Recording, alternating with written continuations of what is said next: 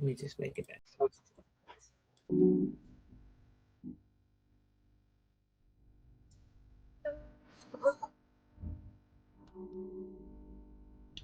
Wait, Dulcie. Let me just deal with it.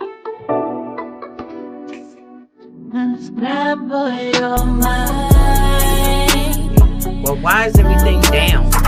If you know this, mine seems like it's freedom. Yes. Yes. Quiet. Unscramble your mind. Unscramble your mind. Stop wasting time. Unscramble your mind. Stop wasting time. Unscramble your mind. Stop wasting time. Unscramble your mind. Unscramble mind. Unscramble mind.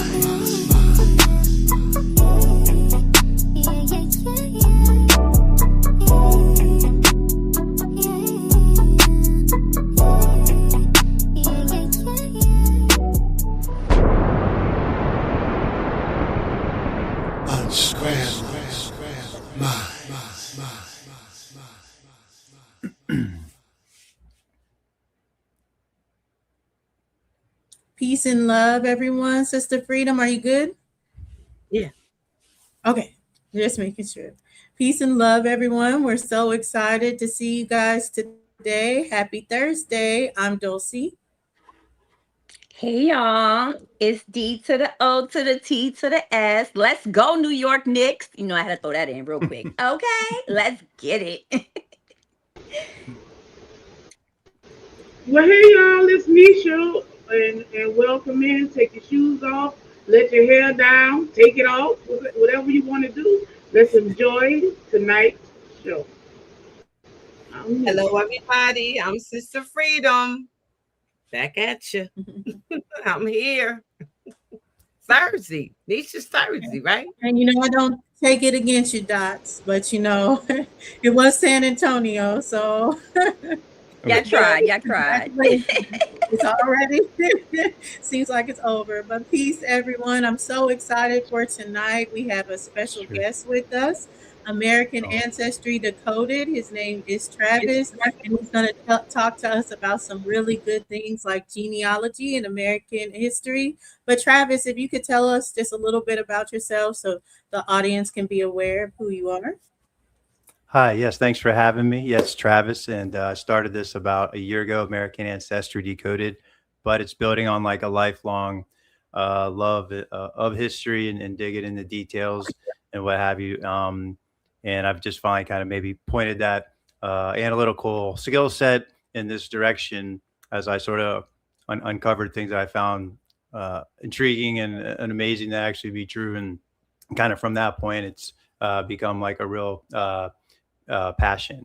My background, though, is not. I'm not a professional historian. I actually have a background as a young man in the military. I worked in technology for big corporations.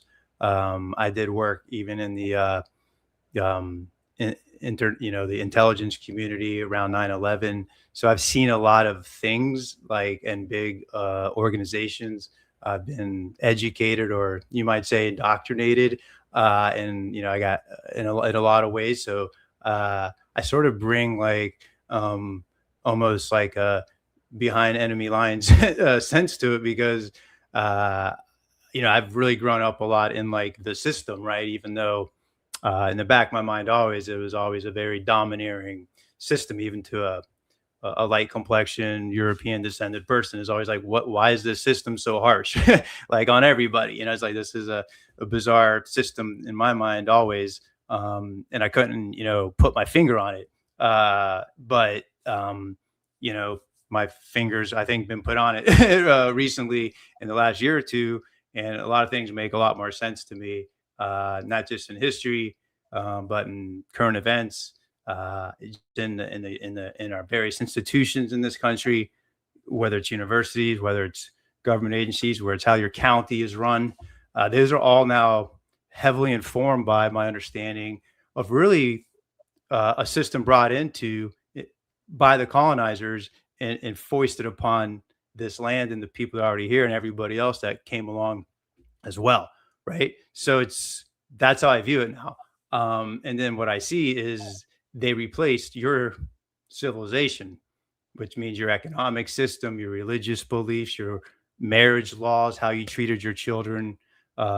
You were more mnemonic instead of writing there's a whole, like, it's almost what I found, the 180. So I really view everything now through that lens of a clash of civilizations. And it's very interesting to learn more and more about the past because it shows you what was lost, you know?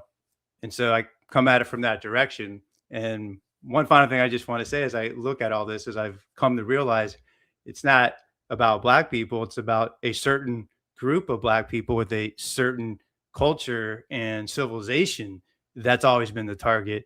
And that's what explains all the contradictions about race that you see in history, in current events, where you're like, what? Wait, I thought white and Black, but yeah, that's all noise. That's all the distraction to keep everybody off the target, to keep the bulldog on the wrong ankle, to sick the pit bull on the wrong guy is what all this has been about. And it's where I'm at now is like, this is it. This is what they're up to. And all it is unraveling each episode of their policies. So that's where I'm at and where I come from. Yes, thank you so much for that. And okay, I'm adding, let me see. 1 second, Nisha. She's actually, I think her camera started having some issues. Mhm. Yeah, it's not even letting me type anything in the chat, but it's cool. In the chat. And over on the side, I'm not You being can see able to. on the side, you can't see post a comment. Well, yeah, It's cool. it should be on the side, but it's okay if it's not. And then I just wanted to start off. We're gonna start off pretty spicy here. You kind of got into it, but on our last time when we had the interview, a lot of people wanted to know, why does a white boy care so much, especially in this side of YouTube where there's a lot of identity questioning. We get a lot of going back and forth between each other, whether we're African or American Right. Indian. Why do you Right. care so much of correcting the history that we're actually indigenous to this land? Yeah, I mean, that's a question. I'll give what I think, is like organic. Sometimes you wonder, like, how's everything kind of come together? I'll just say this. I didn't actually start out a couple years ago concerned with any of this at all. I was actually focused on capitalism and the wealthy ancient families that are behind all of this and who really have owned the country through and through, probably until about World War II. And even now, obviously, you see a different group of international people own the country. So that was the beginning of this. And then what I ran head into that knocked me flat was the reality of slavery economics, and that they had totally lied about what was really going on in the South. And so once I figured they were lying about that and could do so well with it, I started to look at other things a lot harder. Like, okay, well, then show me where all these guys really came from. So then, so now I start looking into that, and I get down to, real low number and a lot of things. And so that's sort of what led me to it. And then I just began to realize, like, wow, this is the real story. This is like the greatest story never told. It's a sad story. It's a story. It's a tragedy, right? This is like a gigantic, Homerian, like, Greek tragedy. Like, when you really look at this stuff and you go, oh my goodness, and like this is really so much bigger than they've led us to believe, because they've given it to us in bits and pieces, and of course they've hidden so much. I'm sure that I admit I just became wrapped up in that part. But now at some point I go, man, this is way better. Like this. So then so now my whole thing is like, not only is it, not right, but then there's like, it's like there's a whole nother way of doing things. And this is also this is the part of the story a lot of people still don't get at. Is that just about, oh yeah, your culture in terms of music or your culture in terms of, creativity? No, man, there's a whole culture you had of agriculture, aquaculture. The whole thing is nuts. Like it's like almost everything has been undone. So that's where, like, so that's, why should some white guy care? Or at some point, Like I got kids. I think about the future. I'm like, what? Yeah, I see how this system works. I understand this system very well. And I'm like, yeah, this right. So even out of a bit of self-interest, I'm brought to I can't help it, right? But now once I'm into it, I'm like, this is the real thing. This is like the story that they're not going to tell, and yet this is what needs to be told. Like everybody's wondering, like, what really happened, what went down, how did it get to this? And I found out a lot, and it's amazing. It's amazing how they pulled it off. Right. Okay, Dots. Yeah, they absolutely pulled it off. You're right about that. But I would love for you to go in a little bit deeper, around that. So based on your research, what are some of the lies of fallacies you've uncovered as it relates to like identity and slavery in the Oh, Americas and how it was like reconstructed? I want you to really go in on that. okay, yeah, okay. I'll set my timer so I don't go on for yeah. Okay, listen. So actually, I want to get out of Southern slavery. That's another 180, bigger distraction, bigger lie than many even in your audience realize. I believe what you got to really focus on for the majority of you is what went on outside the South that was going on since the 1600s, and I'll include in that Virginia North, right? And you go Virginia North, you have mass conversion of tribes, of communities, of families. It's on the record. They're writing about it in their little Protestant memoirs. This goes way, way back. So you start with that. What does that mean to convert? One of the biggest things they were forcing on you, and of, right, is English name, English language, monogamy, property now goes to individual husband. Actually, at the time, not even husband, wife. Husband. So you go from matriarchy to patriarchy. You go from commonly held land to privately held land. You go from you're born into equity to everything starts with debt. Everything starts with a mortgage. Everything starts with school bonds, road bond. You see what I'm saying? Literally opposites. So in that conversion, they're not just giving you a Christian name. They're not just making you talk to Jesus instead of the Great Spirit. They're changing all these other things about you and what you're supposed to believe. And they're literally taking you away from loyalty to your clan, your tribe, and your family, and they're replacing with loyalty to ideas, loyalty to God, to Jesus, to the reverend. To you see that. You see what's going on. So now you're going to take your tribal disputes, which would have been between your own people, right? And now you're bringing them before a reverend, before a county judge. You see what's going on. The change of jurisdiction occurs, and that's really the change of everybody's identity. And I'm telling you, people, that you think about how far back this goes. And after 2 or 3 generations post first conversion, you're only at 1660. Guys, they were mass converting in Virginia. In the first treaty in the 1655 Middle Plantation, you got to go read the details. The majority of the Indians were off the reservation. There's a whole thing about how you couldn't be touched. There was all these things for a certain group of Indians, and then they put a small percentage of them on the reservation on the Eastern Shore. Okay, and you do the numbers, it's like 30,000. Those guys had to have passports to leave. There's a lot going on here. They're obfuscating. And again, what is going on? Those guys are marrying in at the elite level, changing their names. They're all Episcopalians by the 3rd or 4th generation on paper. You see, that's the real identity change. And it goes all the way back to that. So by the time you get to 1776, I'm telling you, you got indigenous, not even mixed yet with Europeans who think of themselves as Englishmen for generations by then.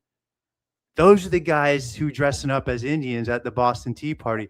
Those are the guys that are the sachems of Tammany Hall and the Columbian Order. It's not white Europeans playing Indian, because you know what's going to happen when that happens. They're going to get shot. I don't care what era we're in, right? So let's get real about even what they reveal to us by mistakes. Okay, they don't mean to reveal this. Okay, but you are the Yankees. If you're from the North and you're black and you go back through this, you're a Yankee. You're the one speaking English with a funny accent. Why is it funny? Because it's your second language. Why would my ancestors start speaking English differently? Because they came over here on a boat. Do you see that happen now when people immigrate to? I've lived in Miami, and people don't start speaking bad Spanish when they get in Miami. No, no, no. They speak bad English because it's their second language. That's how deep this goes. Okay. I have so many questions for you, but I'll defer to Freedom. Right. Go ahead. I'll So defer. my question is, do you believe that slavery supposedly, do you believe that it happened the way that we were told that it happened? And That's a great. the reason why I'm asking you that, because what it does is take the identity from the brown copper color people that was already on these lands. So we were already here. So do you see this being like a smoke screen? Oh, I mean, there you go. It's better than I would. Yes, it's a smoke screen. It's a red herring. It's what I call, it's a kernel of truth wrapped up in a whole thing of lies, right? And then it sends everybody down this road. Super intelligent people spend their lives invest And what are they reading? They're reading lies. What do you mean by lies? Truly, the victors write the history. Okay. You had a change of the guard. I'm telling you, that was the final showdown, the Civil War. Okay. And the way you can look at it is what they did to your people after the war. That's all you got to do. I mean, the proof is in the pudding. You will know them by their fruits. I'm from Missouri. Show me. Well, however other way I can say it to you. But at some point, you don't have to have a history degree. You don't need to take one college course on any of this stuff. You actually just need to, I hate to use the phrase, but it's actually from your culture, and white people have messed it up. It's common sense. Common sense doesn't mean think like the common person. It means we all have in common senses. Use them. Sight. Here, like, does it make sense? How can you have the KKK? How can you have all these black laws? How can you have all the imprisonment? How can you have all the vagrancy laws? All the worst violence happens after the Civil War. So how can you accept the conclusion that the war is fought to free the people that then get terrorized for the next 80 years? Like, how some kid in the class just has to raise his hand. The poor little fifth grader is going to have to lead the charge on this. I guess the parents aren't. Boss. So how can you kill 500,000 people to take over territory? How can you have military districts in the South for 20 years? How can you borrow what it equals 14 trillion in today's dollars, all owed to European banks, to win that war? How can you bring in Russian and Prussian elite generals to fight that war? Okay. And then you can't stop the KKK. You can't prevent the courthouse burnings. It's just really sad the way those people get treated. It's just too bad that we couldn't make the promise happen. Yeah. Right. So yeah, it's a smokescreen, all right. But it is a smokescreen for a lot. Because if that unravels, then then it leads right to my Yankee, like the whole thing. Why do they got to convert you after the Civil War? Why they got to teach you English after the Civil War? Well, that should tell you something about who was pretty powerful before the Civil War, because they were preventing you from being forced to learn English and be Christianized before the Civil War. So there's something else going on in the South they're not telling us about. And I believe they just got the white guys on top as the guys with the mortgages that are on the hook. And they're the ones that get to be the politicians, and they're the ones that get to write everything we're ever going to read, right? Because it's their people that own the publishing. And they're just the guys like on the top. They're like the administrative layer. The 3/5 compromise. How do they tell us? They tell us what a horrible thing to count a black guy is only 3/5. No, BS. They were counting American Indians and giving them 3/5 of a vote in the Senate. That's what was going on. And now how does that get done? That shows that your people actually still had power just right behind the scenes. They're not going to be sitting there as the state senator. How is it that the state of Mississippi and Louisiana did not pay debts to the Barings Bank, to the Rothschild, and they couldn't enforce the debt? I read into it. You couldn't get one sheriff to go in there and kick anybody off their homes in the Deep South. So you see the whole banking system that we're involved now, they did not have that in the South. There was no foreclosing. There was none of that. So what was the Civil War? It was a great foreclosure. And it was the great mass displacement. It was the great, what they used to do county by county, they did in 40 years. The exact same process afterwards of how they forcibly convert people, turn them into apprentices, and actually turn them into some citizens and hijack the whole thing. And they actually think they're part, that's what the Yankees are. It's like, it's crazy. Yeah, you just got to ask these questions. You don't have to study anything. Right. So who do you think the information that you gathered over the course of the years, Yeah. who do you think it helps more? Do it help us more, or do it help other people more?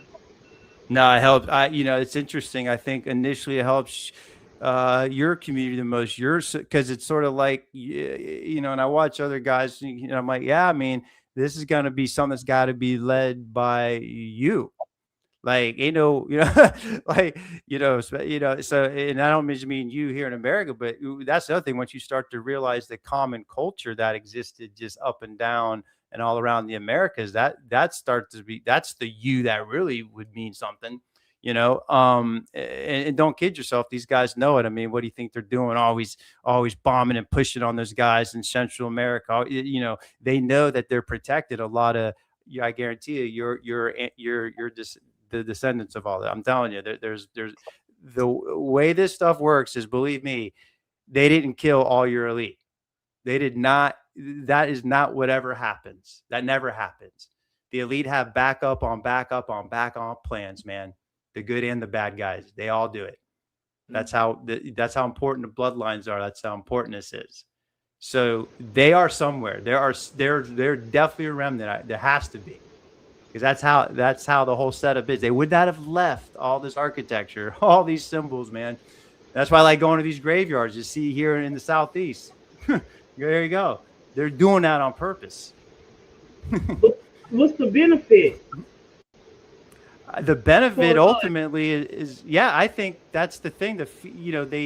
They destroyed everybody, all tribes, right? I mean, this whole nation thing around the world, nations are basically, after they crushed all the tribes around the world and forced everybody into this nation thing. So that's kind of where it's at. It's sort of like, if in some way people have to start realizing there's another way that you were organized, that there's this whole ancient way, like it's the way until about 500 years ago. It's the way, like even in Europe, like they came into Europe too and started changing it around. That's why you see the old Celtic stuff that looks like your stuff, because this civilization was all the way around and it's been unraveled, right? So the only thing is, at some point, either everybody just keeps going with this thing that we're involved in, whichever culture you're from, or like, I guess I look at it as like your culture is the one that you have it in you, and what I mean is it's your ancestors actually were doing it.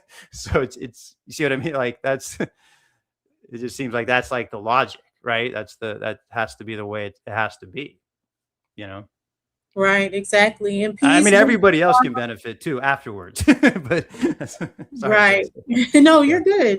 Bad Umbre, OTK, Kahe, Peace, Barn Dog. Thank you guys for coming. Make sure you guys like the stream, share and subscribe, and also share and subscribe to American Ancestry Decoded, so you can get a lot of this great information. So when you're talking about the slavery, like Sister Freedom was asking you, and you really going into the downfall coming in after the Civil War, what is this story about white people coming in the 15th and 1600s and enslaving the people?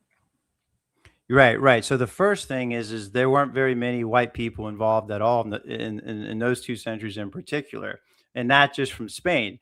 You have to remember that They kicked all the same guys that came from Spain were like the cousins of the guys they kicked out of Spain, who went over to England and Scotland and took it over. Literally, this is what happened.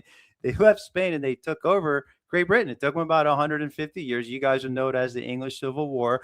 The guy gets beheaded, and then King, Charles II comes back, and then that leads you to James the First, right? And James the First is the one a lot in this audience are familiar with because he's a melanated man, blah blah blah. But he is actually, so he's basically dealing with in the parliament are the guys they kicked out of Iberia. It's just their descendants 100 and 150 years later. So these dudes are coming at you. See, you think it's all different in South America. It's I've seen the letterheads, the notes where the Catholics and they all are shareholders in all these same companies and stuff, and they're crisscross. They're sharing notes, so they taken notes on you guys since 1492. All right, that's why the Renaissance and all that happens after 1492. Yeah. What do you think? Correlation or causation? Somebody else needs to detail that. But yeah, this is going all the way back. It's that same group, and they're not white dudes. Matter of fact, these guys are actually closet Muslims and closet Jews that had to become part of the new creation of Protestant religion in Europe. That was their way to become legal in Europe. Matter of fact, the Reformed Protestants of Calvin, the real hardcore Huguenots that are over here, especially in the Deep South, right? You heard of them. Those guys were nuts. They didn't even have crosses in their church. They called them, they organized along synods. Those are all Jewish words. Okay. Then you have the crucifix, and then they have the iconoclast. They're destroying all these. That's who's coming over, right? Us white guys like me, not really much until 1850s, until steam. Okay. That's how much it is. It's probably not really till the 1800s where there's any like serious, powerful white guys coming over. I'm even digging deep on the revolution. It's full of Huguenots. It's full of Indians that have converted, and they're called, it's a very, I call it a swarthy affair. Revolution was a swarthy affair, for sure. Okay, sorry about my camera real quick. But so going in on that, right? Like, so how were the colonies eventually financed? And then how did that affect how the construction, right, around race, class, and wealth? Okay, so this is great because we've kind of you've asked me the questions in a really good sequence, right? Now that we've established, we don't really think there's a bunch of white guys coming over at this time.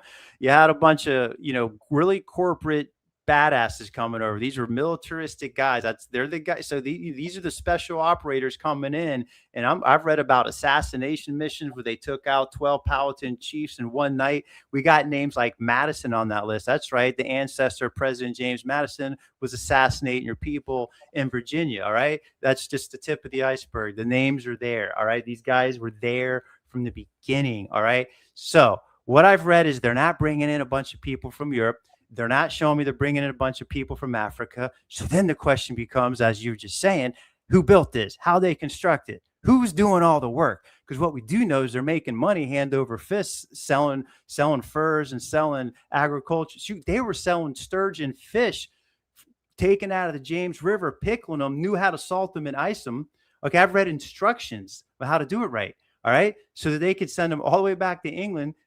People were eating them. They were getting caviar from, and they were using their bladder for glue. 1610. Who was doing that? Who was catching the sturgeon? Who was pickling it?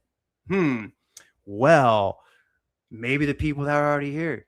Yeah. So who built it? Your people, right? And then what you see over time is with the military and the violence, they start to force treaties. They're marrying from the very beginning. Every man they send over here, they're all corporate men. One of their jobs is to marry an Indian woman. It's like the job requirement. Okay. Because that's how they begin the transfer of land to the corporation. All right. So you're asking me, this is why. So now, once you realize, I'm not seeing a bunch of Africans being brought over.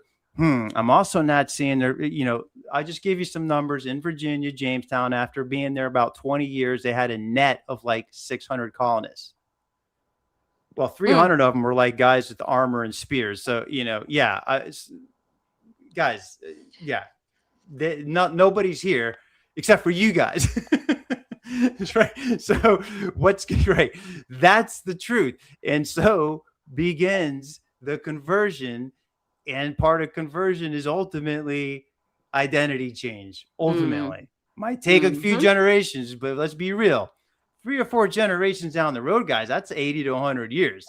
You're going to find very few people who are fighting that fight, if they're even aware of it, right? But even if they are aware of it, what are they going to do about it? You just said a mouthful.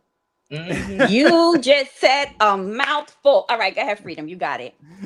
I'm trying to get back to this. Yeah, like when you said colonies are small and by the water.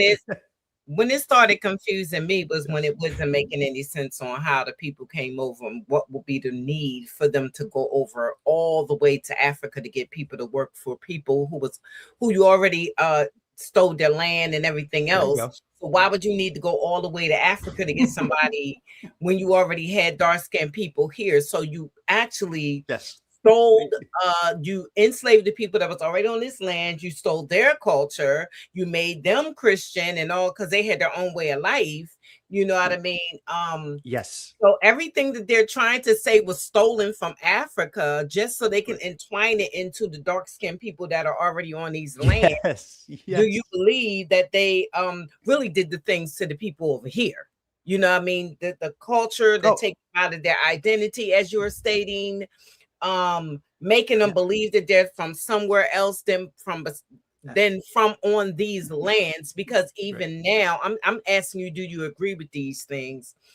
Even now, when they do the so-called quote unquote Johnny come lately, this new DNA thing, I connect you with somebody in Africa, but can never connect you with anybody in Africa, but it's a fad that's going around to make you think you related to somebody in Africa, but you're not.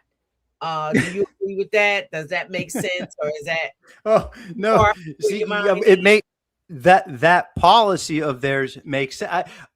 Do you think that at that all this, there's no way I can trust the same guys that own these companies are the same guy? They come from the same family. Listen, all of us white here being told we're 2% like somewhat Jewish, like because it's this weird thing a bunch of Protestant white people want to hear, man. So this is where we're at. You know, this thing is no, I don't, and we don't even need that, right? What we need is culture and understanding of culture and tracking it, and then we just need so a great thing about culture, right? Is I'll just say this, like when you start showing me all the things that African Americans do in America that I don't see them doing in Africa, then boom. You know, I don't need to read African history. No. I don't need to get a bunch of receipts. Don't see, this is another trap that goes on in this world. I don't need to get all the details. I need to be directionally correct and accurate, and we can go find all. Yeah, you know what I'm saying? It's all about understanding the real system. Then you don't got, you got to just one time prove the details out and go, yeah, see, how it all fits again. I'm not going to prove it to you 100 times. I'm going to show it to you 5 times and we're done, right? So yeah, right. I mean, just that right there stops it. Or how, okay, European immigrant, all right, on my mom's side, they got driven here by World War I. Okay, got cut off, whatever. So, okay, well, you know what? Those guys back in Italy kept books on everybody that was taken. So just recently, my mom, it was not even my mom, but somebody went back, and sure enough, there's like a 4th cousin, a 3rd. Where's all your African relatives reaching out to you? What? They just wrote you off when you got put on the slave? They didn't write down like they took Joni and they took Susie. And they didn't bury that in an archive somewhere and pass that along in the family lore. Not one. I don't know. Maybe I've missed it, but I've yet to see in the news African so-and-so, reaches out to his long lost in Selma, Alabama. Have you guys heard of it? Have I missed that? Oh, you didn't hear? It got lost. It got lost. Yeah, The ship, message the in a name of bottle. the ship, the paperwork. It got lost when it was traversing the big bad sea. Yeah, of the they Atlantic recorded Ocean. everything else but that. But that, Everything else. right, but that. Right. They know how to pickle the sturgeon, but they don't know how 6 or whatever the number is, 3 million Africans got here. Not one mention of them in the manifesto, right? Yeah. So, yeah, I mean, there you go. You guys are really smart. You don't have to, sometimes you just need to be a forensic thinker. You just need to come on, the common sense, right? Let's use our true common sense about this stuff. So what about all of the bill of sales, all of the bill of sales, the sales actually that was held in the middle of the town? What's up with all of the monuments, all of the I'm from Savannah, right? So okay, yeah. I've been there once. So on the fort, you could see where people were. There's still some shackles still left in the structures. Right. So who were those people that were being sold, that were being captive? Who were those people? Who were they? Right. So absolutely. They're indigenous Indians who were getting traded around after getting displaced. And I've read, so I mean, you can actually read what was going on by reading the religious denominations own books when they tell the history, because they tell the history from the perspective of how they went out and converted the first Indian main family, and then how he became a good Christian and helped them. I mean, they really will tell you the story. Okay. And the story is always that some type of violence happened, right? There's always a little bit of violence. And then there's a conversion of the chief. And then there's the ones who don't want to get on board with it. Right. And they're doing a few things. So now, because they don't convert, it's open season on the one. So that's why your people got known as the forest children. I'll go out another time. What were they doing? They're going into the forest and they should hide. Hide from what? Hide from the open season on them. Now they can get rounded up and traded as slaves. Traded where? All around the Americas and back to Europe. Right? So that's who's getting bought and sold and moved all around. And that's the way that it's happening. And the missionary and the church is right all about it, because this is their opportunity to move in after everybody's corn has been burned and a few of the elite have been killed. The elite children have been hostage. They're getting taken, and they're going to work and grow up in homes that are friends with people like George Washington. Yeah, these guys are all involved in it. They're all the guardians of. Who are they guardians of? Little white Europeans that they're sending over? Who are they guardians of? Yeah. So who is writing writing all of these things down, though? Great question. I love it, because this is where he gets really deep in terms of, this is where you do have to study and kind of, because you're not going to probably think you might think I'm a little. These are what are called corporate trust families. They are families in name, but they are incorporated. And people have the same last name, but doesn't necessarily mean their DNA or anything. Okay. But they are coming out of a common system. They're getting trained at the same universities, the same culture, right? So everything that we read, especially in the 16 through the 1800s, first of all, you had to be a wealthy business and approved by the king or approved by the state or the colony to own a printing press. Everything we're reading is sanitized. Everything that we can get our hands on, I'm telling you, okay, it's all edited. It's all been through censoring, right? So right there, you have the control mechanism of what even is even available to us to read. So even these books that I read, where I'm like, damn, I can't believe they revealed this, right? That those are even been through this process censoring. And you can see it in the front of the book. It'll be dedicated. They had what was called a sponsor, or they were called, like, you might think of as a patron.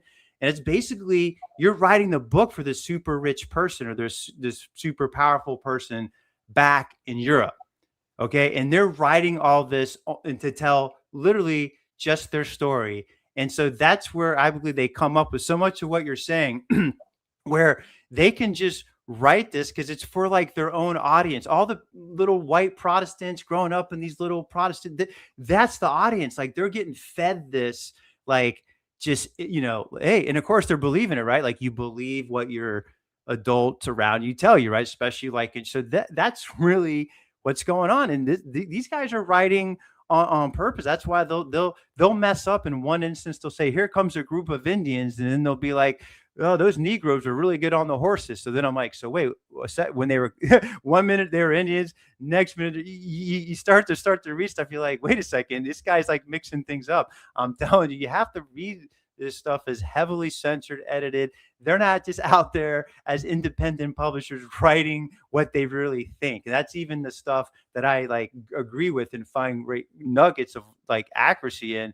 I still realize this is super biased, super controlled. And yes, they really controlled the narrative. Let me ask you this. Have you guys ever been able to find good books written by somebody from the South prior to the Civil War?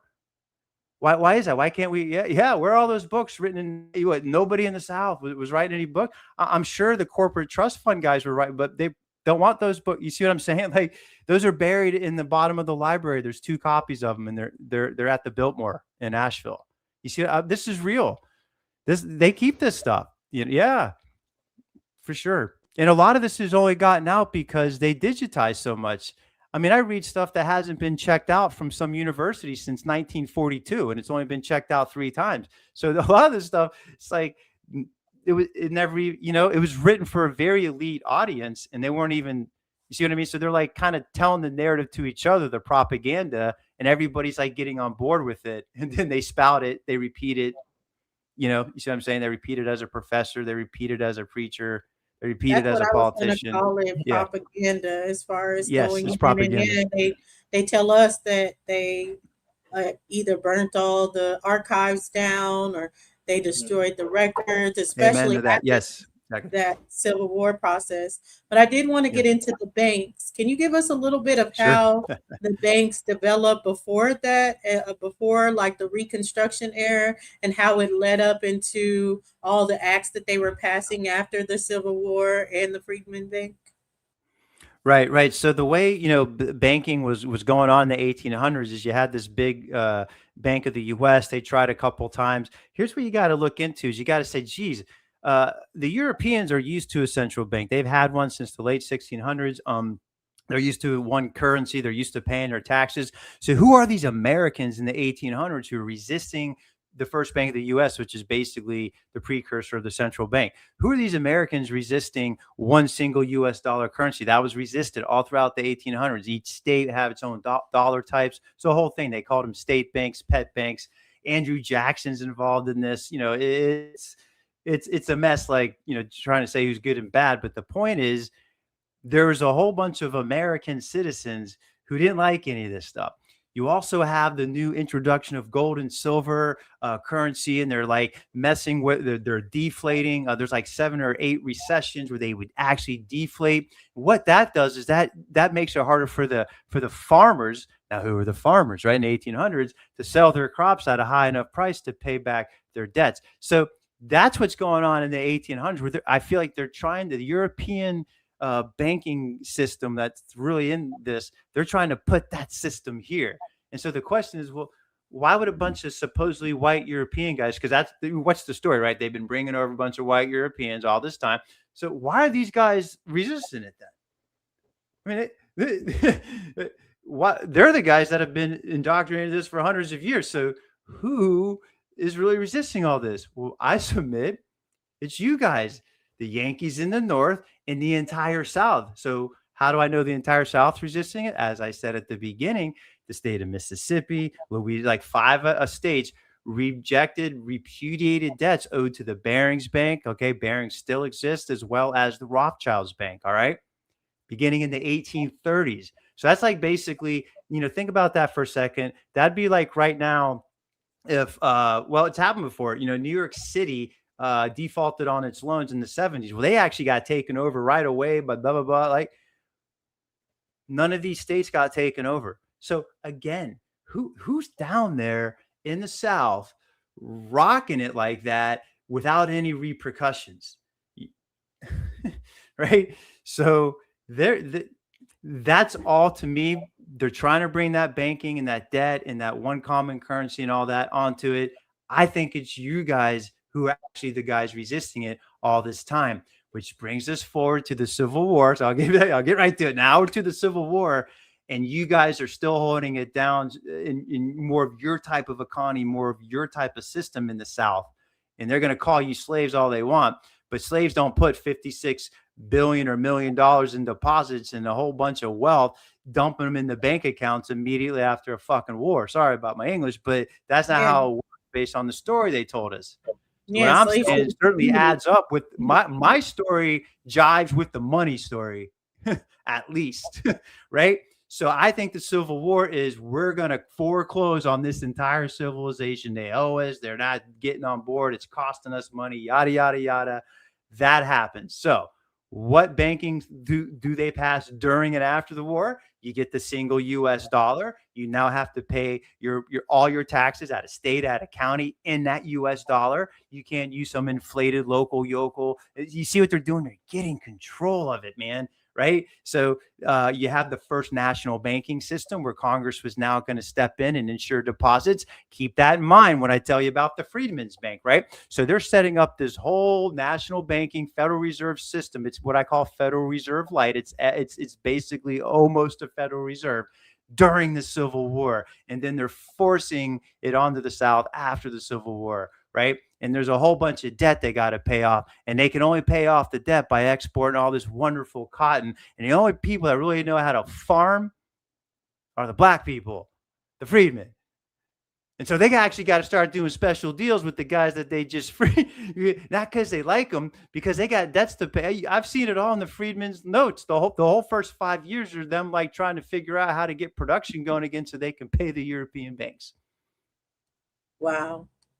And yes, we are going to open it up soon. It's going by really fast this first hour. So at the hour, we're definitely going to drop the link. Okay. Thank you guys for coming through. I didn't want to take too much of your time, Dots. Go ahead. No, it's very interesting. Because that was like one of my questions. I was like, I was going to ask you about who were the free blacks. You know what I mean? And I also was going to ask you about their surnames and the tribes that they were affiliated with. But okay. you sort of talked about it, but what I am going to ask you though is, because you mentioned the Rothschild and it made me think of something. So do you happen to know any of the presidents or even some of our notable figures, right? Like whether they were considered black, for example, but what presidents do you know that have indigenous American Indian ancestry? Ooh, okay. I like that question. Now, here's what I'm going to say on this. Like, I'm going to caveat it with, I kind of look at it as like I'm profiling. I'm like, I'm giving you my probability estimate, right? Because they're never going to like give it to us straight, right? But I'm going to definitely go with Abe Lincoln, the way he was described, his height. He fits the whole thing, even his name Lincoln. Just so you know, Lincoln, that is a school name on many missionary conversion schools in the U.S. and in London, all right? Lincolnshire, London, they were sending the elite Indians there. Those are the guys that end up working for the Pope, like one of my recent videos. I'm still finding out how they were taking your elite families and literally training them up over. That's a whole story. Somebody has to figure that one out, but that's what's going on there. Okay. Sorry, I lost my train of thought. I was going to, okay. One of my follow-up questions was about the Vatican and a role that it played, absolutely, big during role. So it's interesting you touched on it. Yeah. We were talking about the notable figures or presidents that have American Indian ancestry. And he's also indentured servant to his father. And there's no history of Lincoln. You don't see 3 or 4 generations back any wealth. So that's a key indicator that he was part of some type of family that got displaced. I bet his dad or his granddad or the first generation, like orphaned. They get taken in by the European trust families. This is an era where the one man has 3 different wives and 18 kids. Only about 3 of them are actually his own kids. 2 of the 3 wives are forced indigenous marriages, right? The whole thing's going on. This is what's really going on.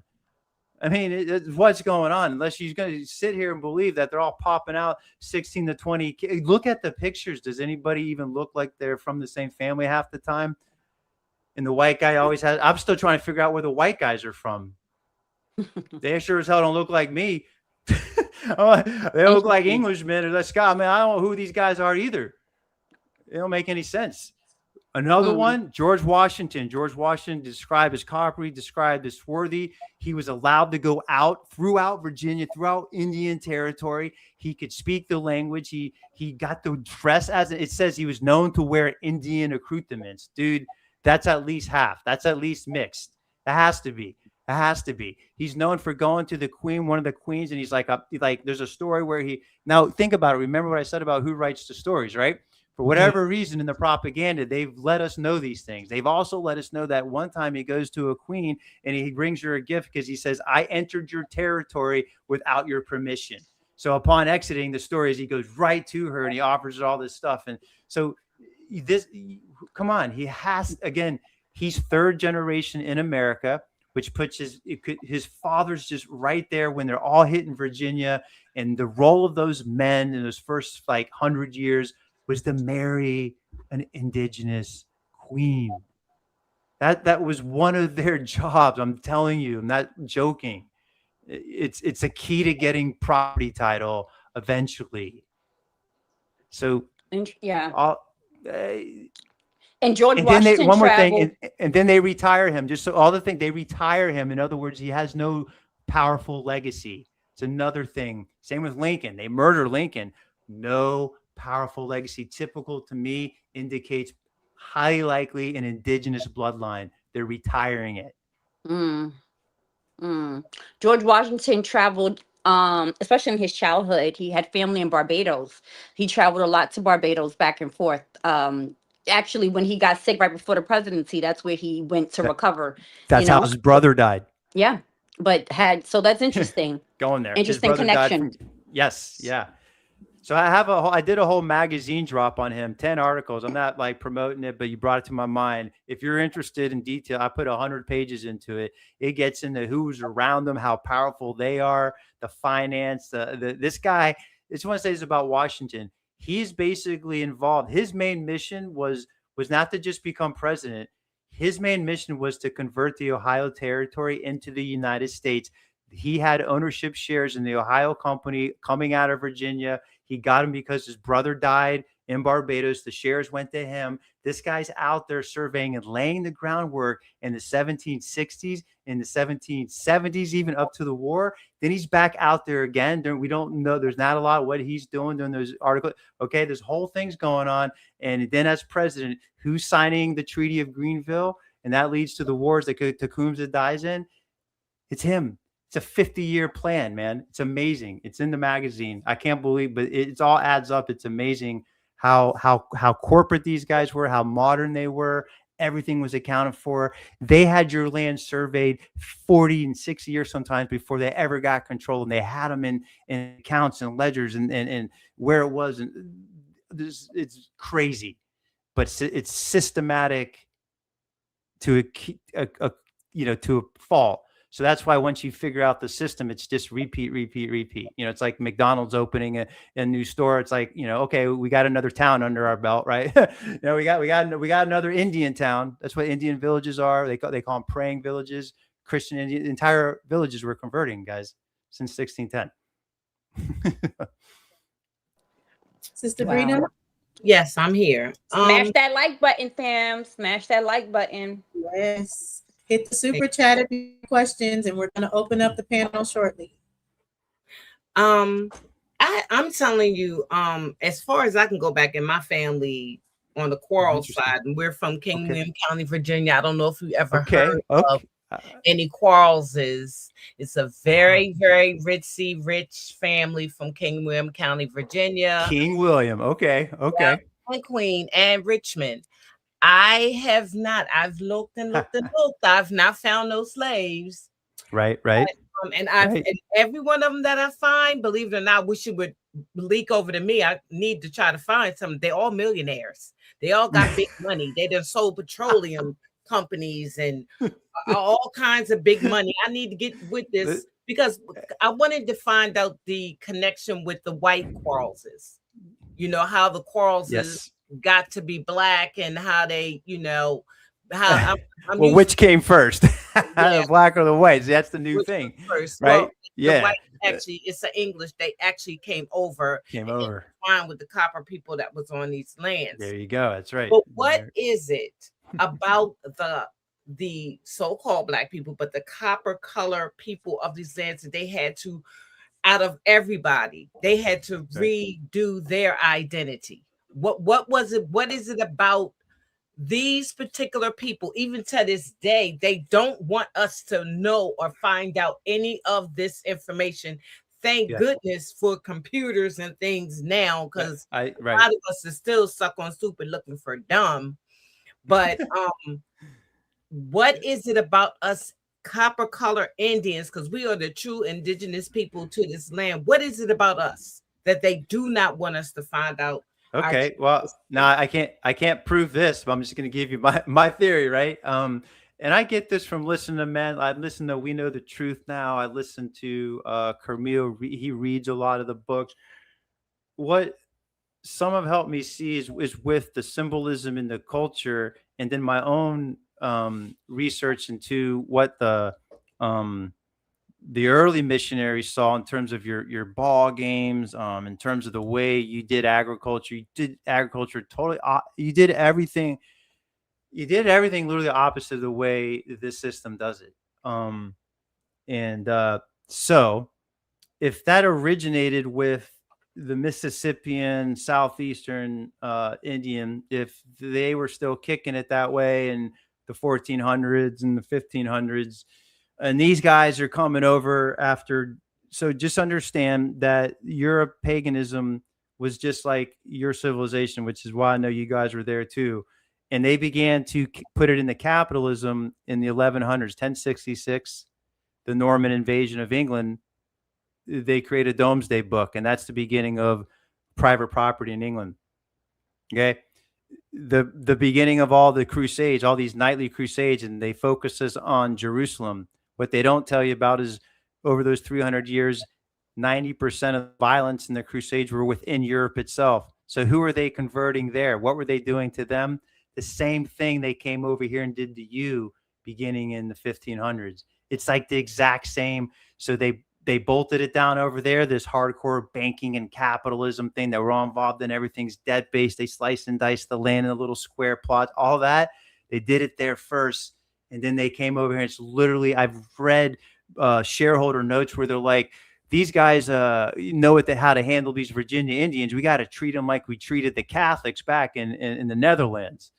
We got to. He basically says we got to prepare them. These were very violent, militaristic nightly orders. They're like your Blackwaters of today. I'm telling you. And that first 100 years, 150 years, they were assassinating left and right, hostaging elite, forcing the marriages. That's who are these? That's so they brought that over, and that's what we're dealing with. Okay.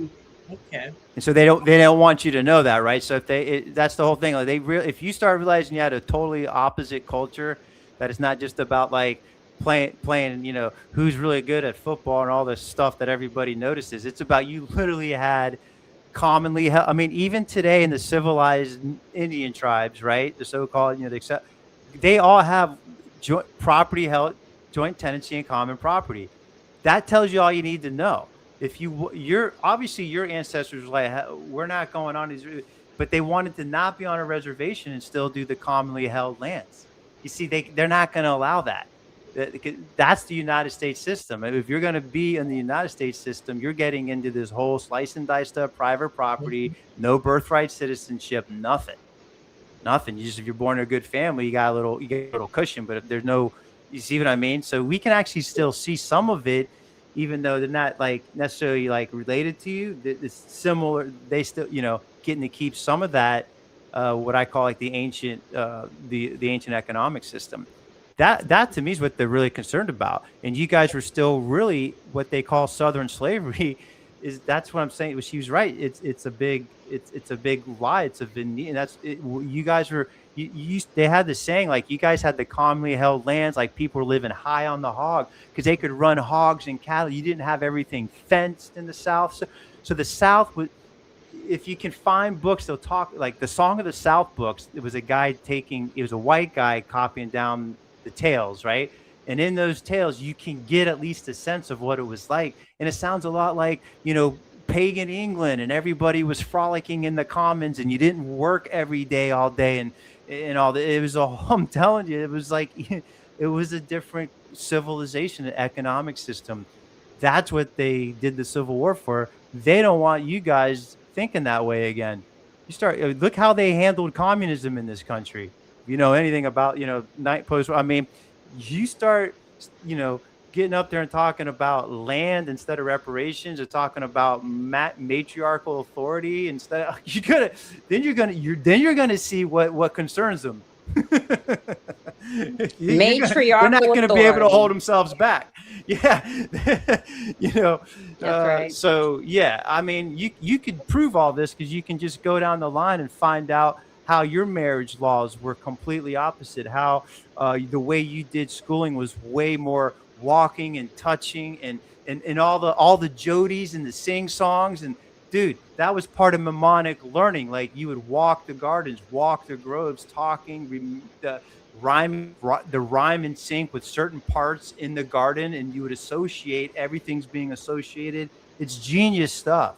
It's like really genius. And now you know why they put your ass in a school, made you sit in a desk. See, even all of that is to be opposed to your civilization. Mm-hmm. I am telling you. And of course, all us white guys have to be a part of it too. But they're not doing it to keep us down. Like, we were already indoctrinated. They're doing it to keep, right? Sitting all day. Everything's writing, rote memory. There's no. They got. That's all on purpose, man. I'm telling you, yeah, it's specially designed, for sure. So. It's your civilization, not your color. Okay, so you said it's the purpose, right? But, and I think my last question, I didn't get a clear answer from it. So okay. I'm gonna say it again. Yeah. And I wasn't talking about, when I say who was doing all the writing, I wasn't talking about the books, and no, I'm talking about documents. I'm talking about paperwork. I'm talking about actual bill of sales. Records. I'm talking about records. I'm talking about. That's fair. Yeah. Great question. It's a lot. It's a lot of it, right? Right. So what was the sole purpose in creating these fake documents?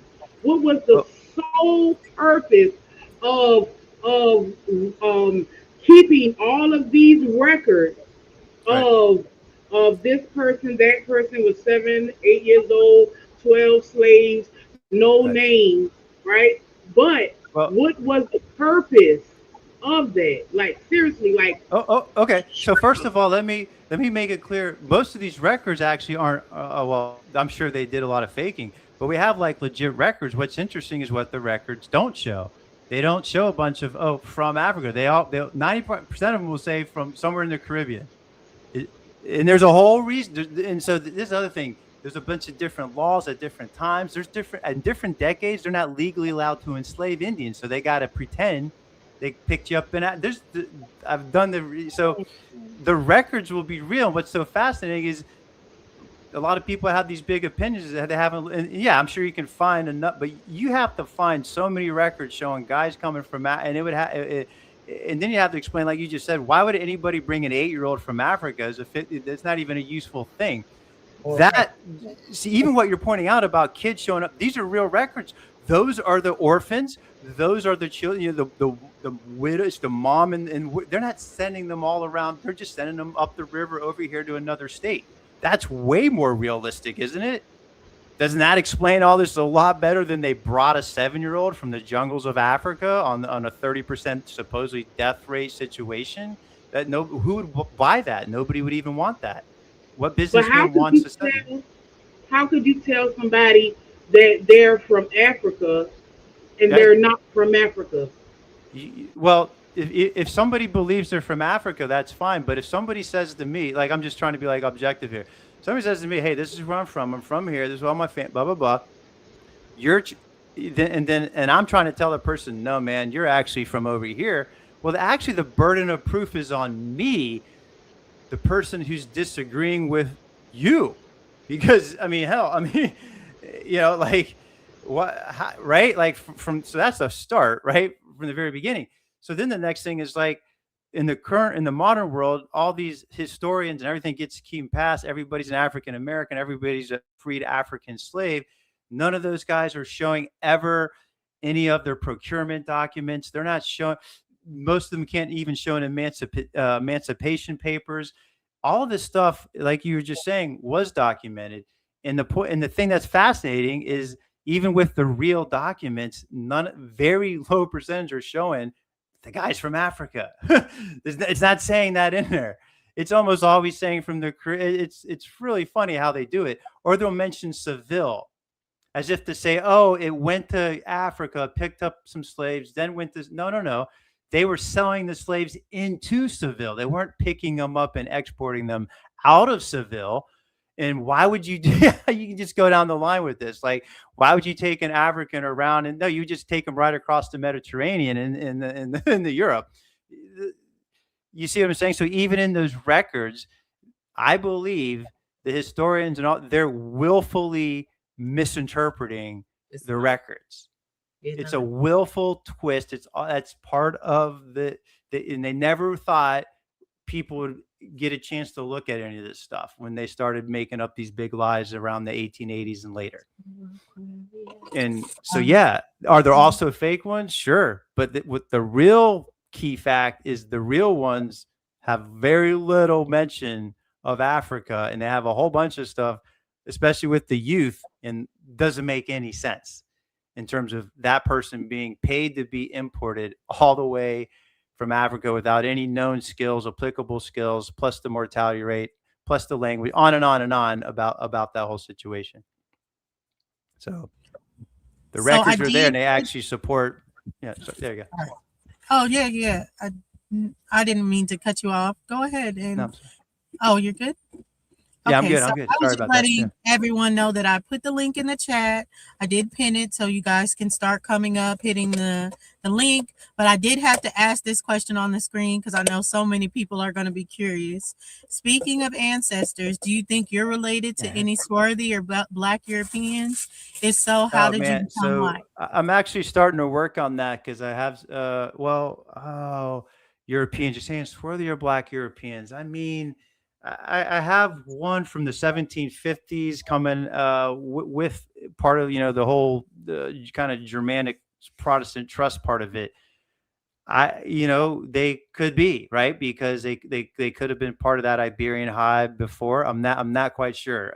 That's going to be one to look at. But actually, I think I actually have two. A dead end from 1850 Georgia, where I have this would be my great granddad, just sort of pops up out of nowhere, and he's either part of the first white people they put there, or he's an Indian that's been forcibly converted and stayed in, because these counties would in Georgia, their first census would be 30 to 40% colored and Black. Even as even as acceptable citizens. So there's just stuff from like, okay, where's that coming from? And he's connected to missionary primitive Baptist church in the Carolinas. So hey, there's definitely running around in a mixed area is all I'm going to say. And then I have another line that was in the Carolinas since around 1802, and I just got to believe that along the way there's at least one Indian marriage. I mean, because they were there as the Cherokees, like, piece by piece, like county by county, ceding land. And then these counties would come online like in the 1850s. And I got some names that just don't add up to being English or Anglo in the maiden names and in the middle names. And even my middle name on my Georgia side is Marion. And I know that was a namesake for the swamp fox, Francis Marion. And I don't think that was like some white dude. So there's a lot of interesting things even on my side, but I actually think the connection might be here, and not really back in Europe, actually. Right. So. With the American Indians. Mm-hmm. It's fascinating. It's like, I don't know, where you look. It's like, okay. Yeah.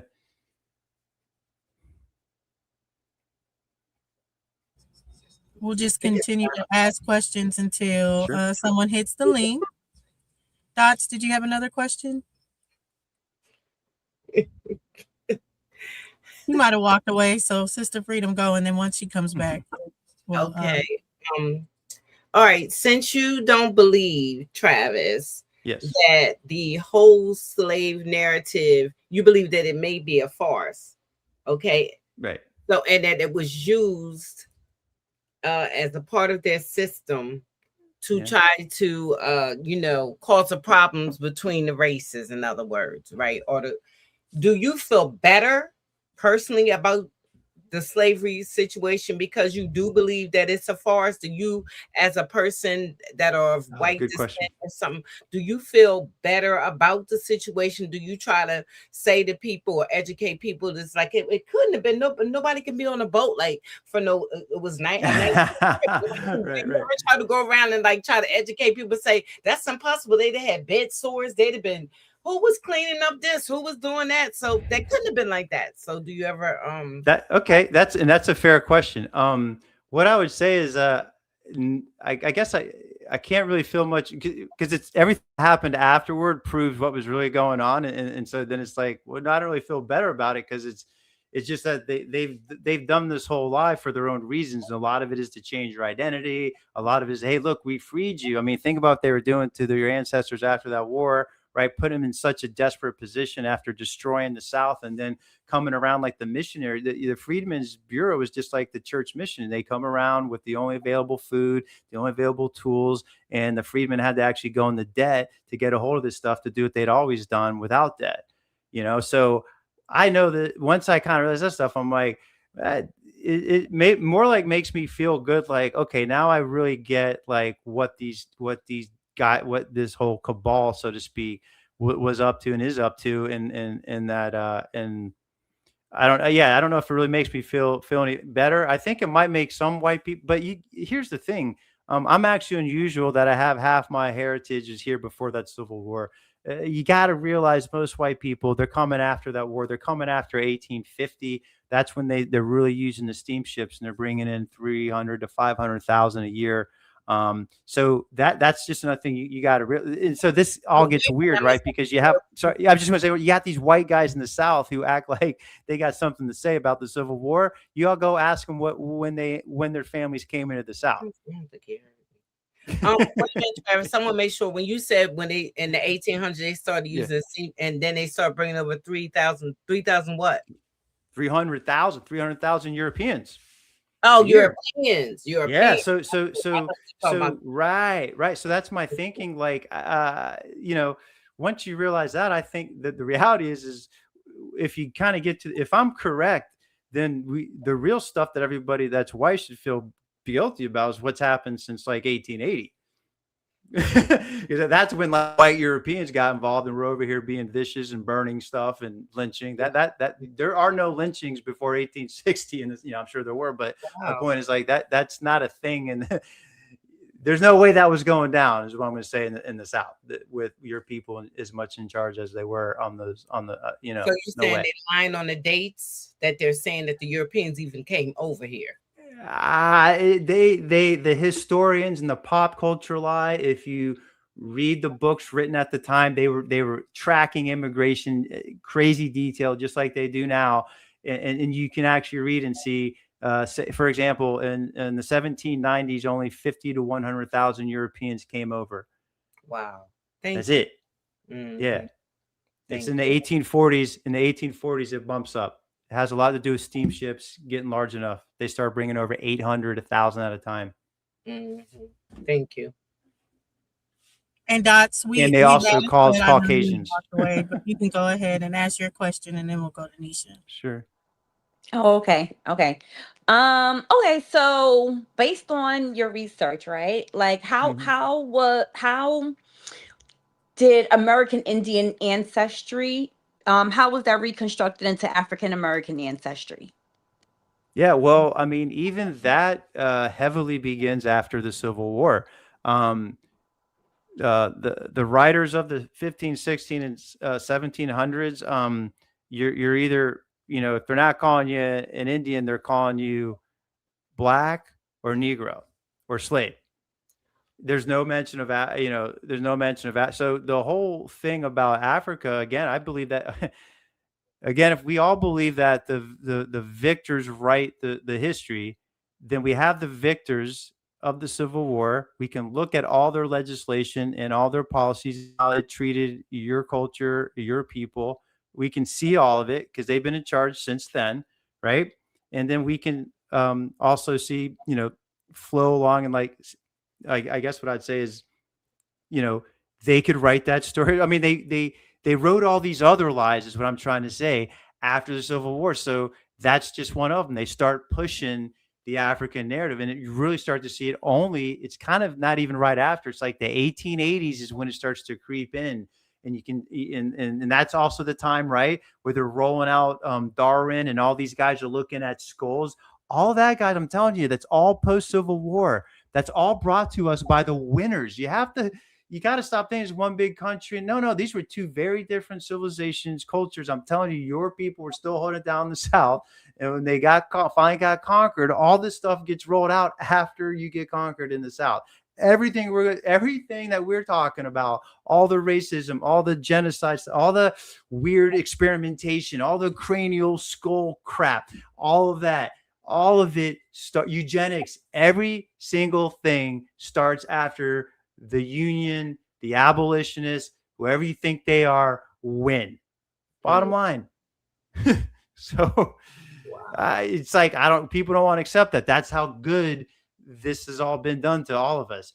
And so, yeah, writing in the African, I mean, who's going to disagree at that point? What one of your ancestors is going to stand up in 1885 and be like, oh no, man, we're not, because he's going to get hung. I mean, that's how it happened. Right.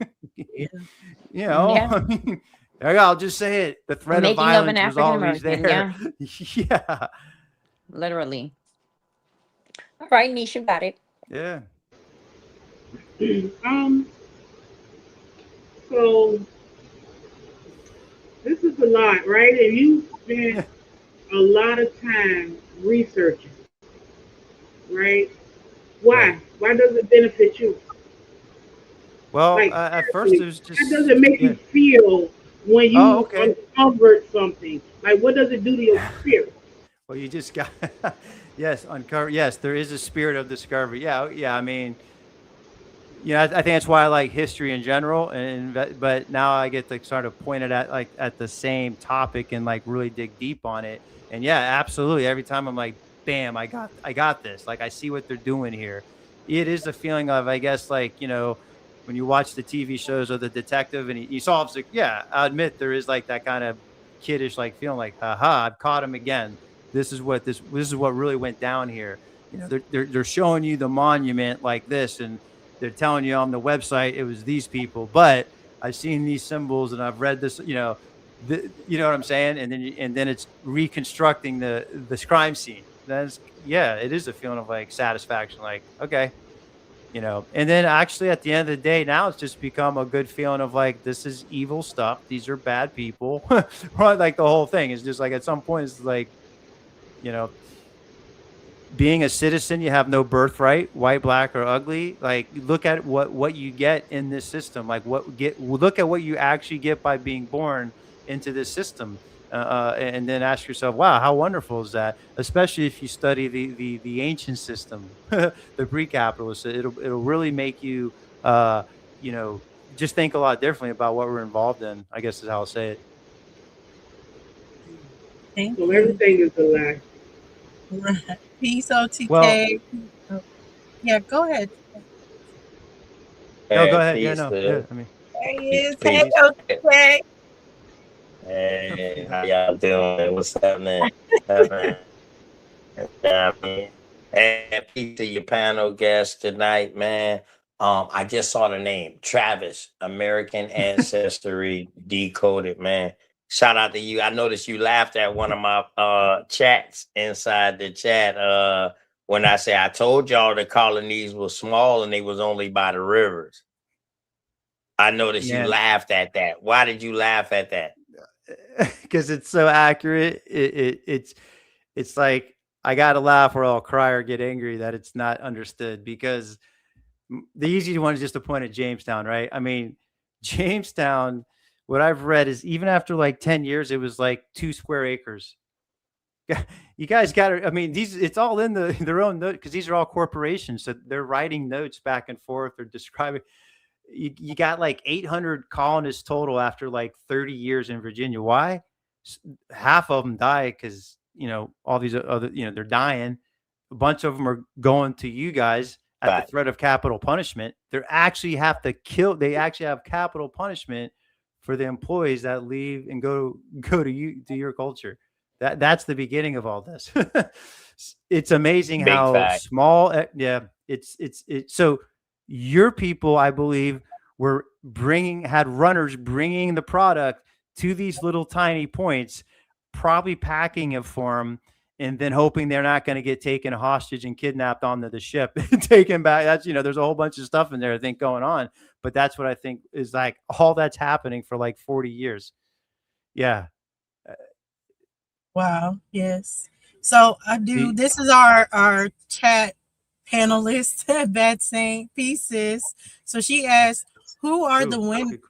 And then maybe who do you think are the winners? Do you think that the Black nobility are from here and went there and are indigenous to Europe?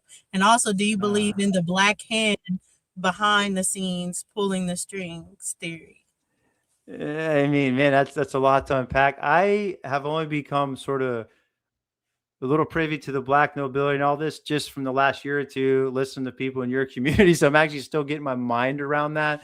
Yeah, but who are the winners, right? Listen, I have one theory that the ultimate, I mean, it might sound crazy, but a lot of the money behind it was actually, I think, from Asia. That Asian capital and money came into Europe. That if you look at the Mongolians and the Khans, the European knightly orders totally look just like them. Same process, the whole thing. So it gets kind of interesting to me that they might have been coming in against your ancient European, the Celts and everything, still holding it down around the 1000s, 1100s. And what's really going on with those crusades in the 11, 12, 13, they say they're killing Catholics. They're killing the indigenous, the more ancient Europeans. And of course, a lot of them were your people. And I mean, I think they're already originally there, melanated ones, but then, as I believe, the real civilization starts to spread from here and over to there. So that's, I don't know. I just feel that there's something in that. And so maybe some of the people on the way, switch that are maybe they're Black Europeans. And then here's what I think with real detail in the American side, guys, is I do believe that the New England, if you're a New England Black person, hear me now, but the New England Indians were converting onto this system right from the beginning.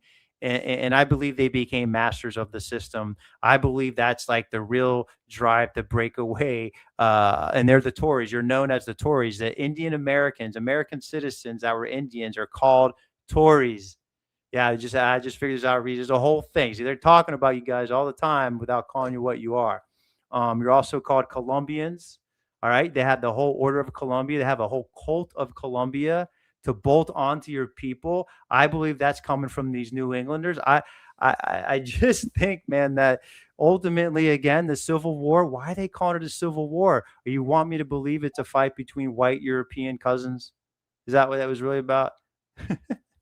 Or was it a civil war between the Southeastern unconverted, holding down the ancient ways Indians versus the converted trader, therefore called Yankee, because Yankee is a derisive term for foreigner trader. So Indians that join up with the Europeans are therefore called Yankees. And so why do you have the Deep South Dixie guys talking about the damn Yankees? And why is it really called the the Civil War. So I think that's possible. The Indian from New England. And I also think, and he's even saying, yeah, something about the Khans, about the Mongolians.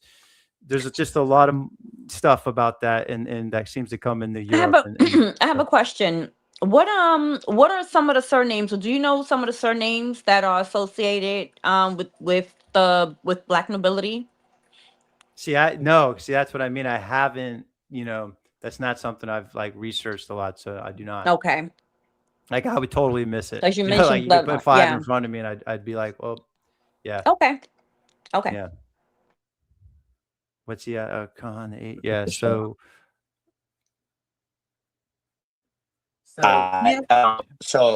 it was something else that you had talked about, man. And yeah, I was taking notes too. Man. Oh, God, I'm scared. I gotta watch what I say. Yeah. No. You say, man, that's why I was good. You were saying something about some of the first people that was coming over here. I think that it was during the question of the Black Europeans, I think. And you was like some of the first people, they was from the Iberian Peninsula or whatever like that.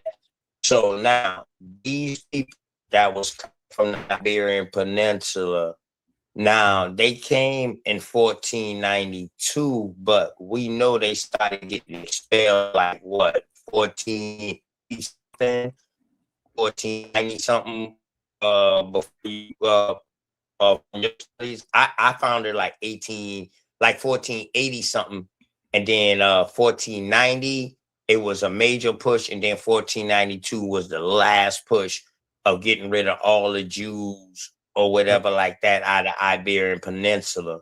And you said that they started converting and they started hiding their religion. Yes. These became the cryptos, your Sephardics, your Huguenots, and stuff like that, correct? Correct. John Calvin Huguenots, yes. Right. So the other term would be the Ladinos. You did any research on the Ladinos? The Ladinos. No, I have looked into the Basque though as a part of it, but not the Ladinos. Okay, so the Latinos and the Walloons, the Walloons. That take you before they were Sephardi Jews, cryptos, Moriscos, but before they started adding in all of that and then bringing it over here. See, people don't. That's why when I first came out, I told them that when these people was coming over here, they started incorporating themselves with the church. And when they started incorporating with their church, they started getting high ranking in the church, and they started spreading their Judaism during secretism. These became your Freemasons in South Carolina. That's the South, the source of so many Black Masons, especially in the South, but I think even nationwide. Okay. Every church today that's in South Carolina, whether you Pentecostal, holistic, or whatever you want to call it, you got Judaism within your practice because they infiltrated that, and that's how they got their foothold. These people, Freemasons, also. Would you agree with that, or you did any research on that? I mean, I've just had I haven't, it's hard for me to really get into the Masonic part. I just look for it, like if it's mentioned in the readings, or when I visit these graveyards, these cemeteries, I pick up on it, and I start to, I also see Stars of David. What's the Star of David doing on a headstone? But you'll see it on headstones of your people prior to like the 1920s, which really makes me think that many of you were still thinking of yourselves, even officially, because you could get it on there among the white laws. You could have that Star of David. Probably had to call yourself Jewish, but I realize that's a Hebrew. That's a person that knows he's a Hebrew. Putting that on, you're not putting a cross. And this is a Black cemetery in the Deep South. So I know what that is, right? That can only be one thing. So I do believe there's got to be a lot of back and forth going on prior to 1492, but they got on board. Do you think that culture left from over here first and went over there and came back as Judaism, or you think Judaism just came here period. Judaism Because like the Hebrew stuff starts here. It's you, and it gets taken around the world. okay. These guys in Iberia aren't you guys. They're Jews, and the Jews are copying a lot of your ancient ways, right? And then they get kicked out because the Frankish Europeans, which is the guys that look a little more like me, start getting some muscle for whatever reason and push these guys out. There's a whole thing to that.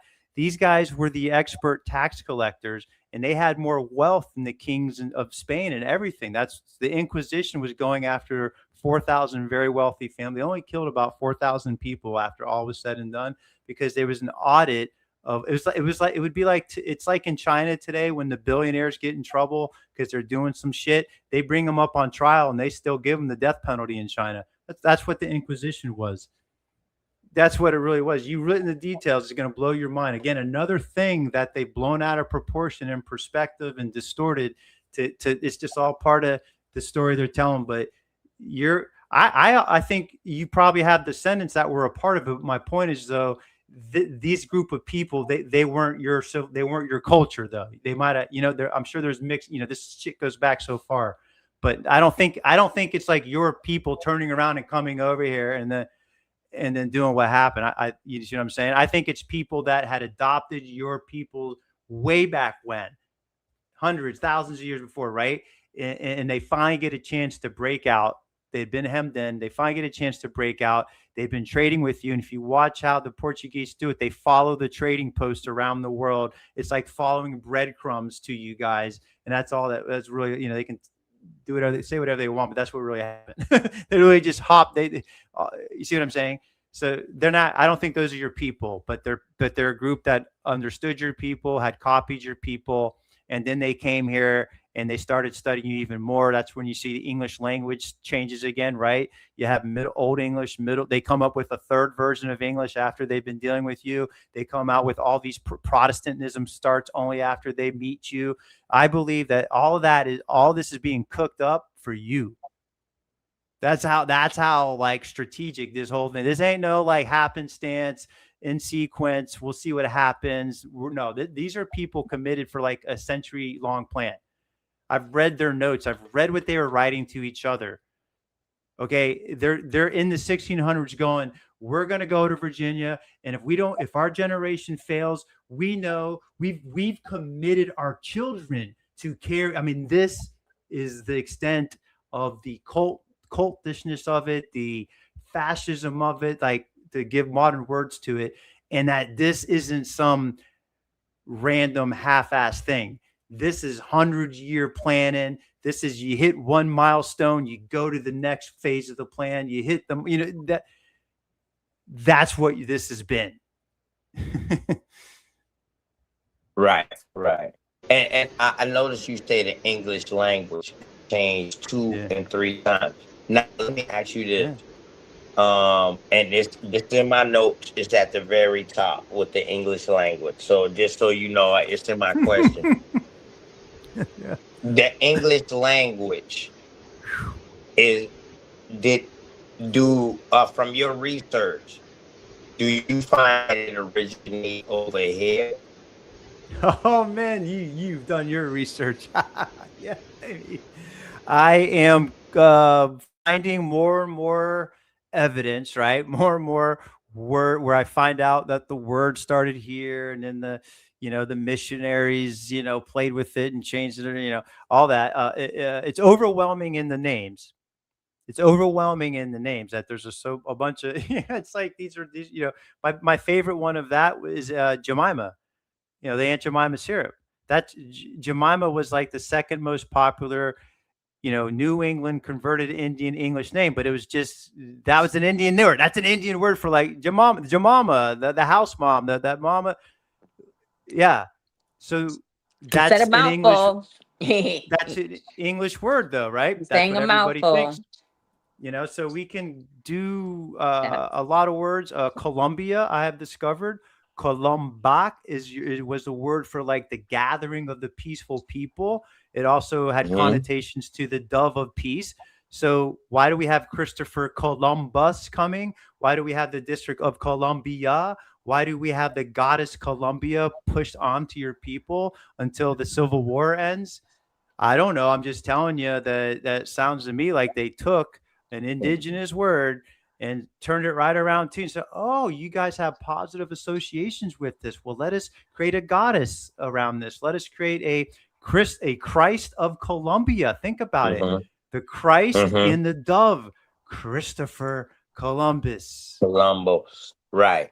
And see, I don't know if you study Latin, Spanish, French, or Portuguese, but in these languages, when they don't have a word that they encounter in other indigenous cultures, all they do is add an A or an O at the end, masculine or feminine. That's all they do.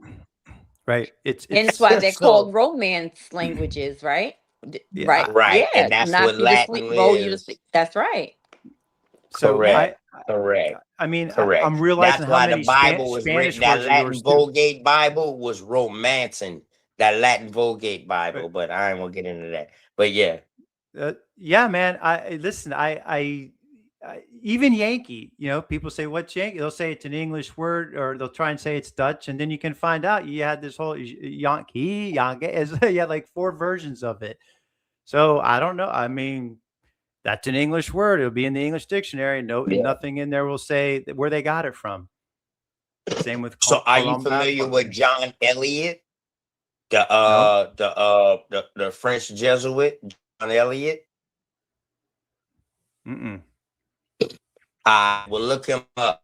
He was one of the first to translate the Latin Vulgate Bible into American Indian language. So he went from Algonquian language. If you go farther in research with John Eliot, you will see that he tore down the whole Eastern coast, and then he studied all of these people to where he came up with a grammar to send back over there to teach them how to speak our language we had vowels and all of that. And then you know what I'm saying? When he finished his book, he went back to these people and asked them, do you agree with this? And all the chieftains said yes. So he has a deep story. You know what I mean? So I'm going to look into that. And along the lines of verbal language is International Sign Language comes from what they called Indian Hand Language. There's a book all about it in the 1850s. It's the same exact story. What he just said. These missionaries, they were intelligence gatherers, and they would once they had your people under control as an orphan, they take the orphan kids and just work them for knowledge their whole fucking life with them, man. I'm telling you, I've read about it. This is serious stuff. What do you think the asylums? Who were the asylums for? What were they really doing in there? Yeah, they were doing, but they were also trying to probably drug them, anything to get the knowledge out of your people and all these different industries. And the language is big time, and they did it with sign language too. And they, you know, it's just weird because they roll it out and they say, "Oh, we created this, and isn't this great? We love the deaf." And it's like, dude, you're not. Yeah. So check it, bro. So check it with the sign language thing. The first person who introduced sign language back to the European countries was your boy De Soto. So when De Soto came over here, he learned sign language. That was the only way that they could have talked to us. They had to draw in the sand or draw in the dirt pictures. It was pictograms and it was sign language. So now at this time in Europe, anybody who was deaf, dumb, and blind, they fell by the wayside of life. They was incompetent. They was nothing. You know what I mean? So if your child was anywhere impaired like this, your child was nothing. De Soto came back and taught his son sign language. When he taught his son sign language, he took it before the council, you know what I mean, and showed that, hey, look, my son knows sign language. He is no longer. This is why they started teaching sign language. That's why American English or American Sign Language is the universal sign language right now today. Yeah, it's big fact. It's crazy. That taught me something new because I didn't even know that. And the language it's really simple. It's genius. It's I basically never knew that. they basically rotate the letters, and so you start to catch on that it's that. So they take like the F, right, but then they'll just rotate, and once you get used to that, they're rotating letters. Then once that gets in your head, then it becomes pretty easy to learn. But also the reason they're teaching it to the Europeans is they're teaching it to the elite, so they because they know your guys are using the hand. So imagine they're always trying to use you guys as slaves, as guides, right? They need to learn this Indian hand language, right, for their own personal security. That's part of it as well. Let me ask you something though, Travis. If we already had a system over here, right, and we had our own way of life, our own, You did. I guess you would call religion, illegal, done over, anything with re on it. But if we had our own way of life, why was it so easy for us to fall right into their way of life once they got over here? Why do you think that is? Wow. Well, I wouldn't say it was that easy. So I'd say, so first of all, you definitely have, I think, a prehistory that they haven't told us. I believe that your military protection somehow was diminished or was destroyed or was hijacked. That could be anything from they burned all your ships to they took over a bunch of your ships and used them against you. That's a very common thing in history. They don't like kill think about it. They try and kill enough of the elite to get everybody else to just, okay, we surrender, right? And then they take over what they conquered. I mean, the idea, like, that would be the smartest way to do any of this, right? Mm-hmm. I think when you look at the Aztecs, who are the Aztecs, supposedly sacrificing? They're sacrificing you guys. The Aztecs aren't from here. So, they tell that story. And I've already read about the 2 or 3 tribes that were fighting. The whole thing is like beyond me. And it's like, you guys didn't easily capitulate. I think there was stuff going on 300 and 400. That's why the Mayan just sort of disappeared in the 1100s. You know how many around the world, there's a lot of disappearing in the 1100s. That's when they invade England, and a bunch of black, Celtics and Britons, they disappeared too, right? I'm telling you, something's going on before we even get to the history that we can get our minds around. So I just want to put that out there. There's also disease. I'm reading stuff where the in New England where they're showing up and they're like, where the chief Massasoit was telling the Europeans, and this is like in the first couple years, we had like major disease, like it sounds like it happened like 20 years ago. So who was here before spreading the disease? I think there's just a lot that went on, and that by the time you get to 1492, you guys are super weak in terms like something's happened to your protection, to your navy, it's been diminished. Something's happened. And that's the other thing. Why do your people, when you read the details about the Spanish, and I know they were brutal what they did, but sometimes it's only like 600 of them, and they're all in armor and chainmail. I know your people knew how to light some fire on arrows and shoot them in the wooden ships. So what was happening? Right. Something had happened. Something before all this had happened that somehow set this condition where you guys, and by you guys, I just mean all up and down the coast, so to speak, they're seeing the symbols, they're seeing the sigil, they're seeing the ring on Columbus's finger or whatever, and they're treating him like in some type of diplomatic protocol. So you know what I'm saying? They've done this before, but now they're doing it with the group that's about to go all crazy on them. Or maybe this group isn't as bad as what happened to them before. I mean, this is what gets nuts, because I just keep looking at that Aztec thing, and I know who they're killing ain't other Aztecs. They're killing the people they conquered. Who they conquered? The Mayans and the Mayans' descendants. Who are you guys connected to? They got Mayan stuff in Crystal River, Florida. Right. OT could tell you. So I just want to, I just want that to be in the background. Like, it just doesn't make sense. You guys are known as like, you had these amazing warriors. It's like something happened to weaken and kind of set these conditions. So let me ask you, too, do you believe in the out of Africa theory? I'm not even sure anymore if I believe that everybody comes at one time and arises. I mean, that is actually only is a propagated belief coming in the mid 1800s. Again, I come back to when does Darwinism, when does so much of this begin? 1850s, right when the same guys are taking over the South and taking over this country. They're also creating the new nation of Germany under Otto von Bismarck and his Iron Cross. Okay. They're also in Russia killing millions of people. These are all the same people. It's all the same corporations behind like those three moves. That's kind of, just how I guess big and violent and powerful all of this was that's coming over. That's what in the 1800s. So since then, I mean, they went around after the Civil War. They go around all the islands. It's the Germans, the Brits, and the United States navies going around the world, continuing to unravel the old civilization. Wow. You. And peace, Miss Wanda, and peace, Savage. Hey, everybody. Can you guys hear me this time? Because last time I couldn't get on. Oh, yeah, you're good this time.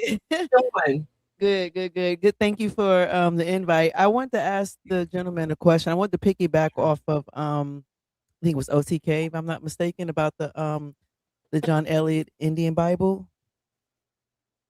Yeah, I believe. Well, that's the one I got to research. Yeah. Yeah. So I actually have I don't have that copy, but I have a Bible that's about 120-ish years old, and it talks about the John Eliot Indian Bible and how he came over because they wanted to make sure that the heathens, in this case, it would be the Algonquin Indians, the Iroquois nations, those, which is where the languages came from, because it took them 11 years to get this so-called Bible put together.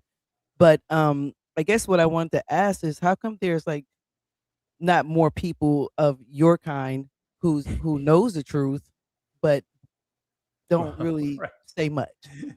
I'll give you my theory on that one. First of all, I mean, I look at them like, man, I mean, what they've done like the last 120 years, the pop culture, through what they show, how they portray, just everything. It's like most guys are not definitely primed to want to even look, like they don't even want to look at their own history, number one. I mean, I'll just be real with you.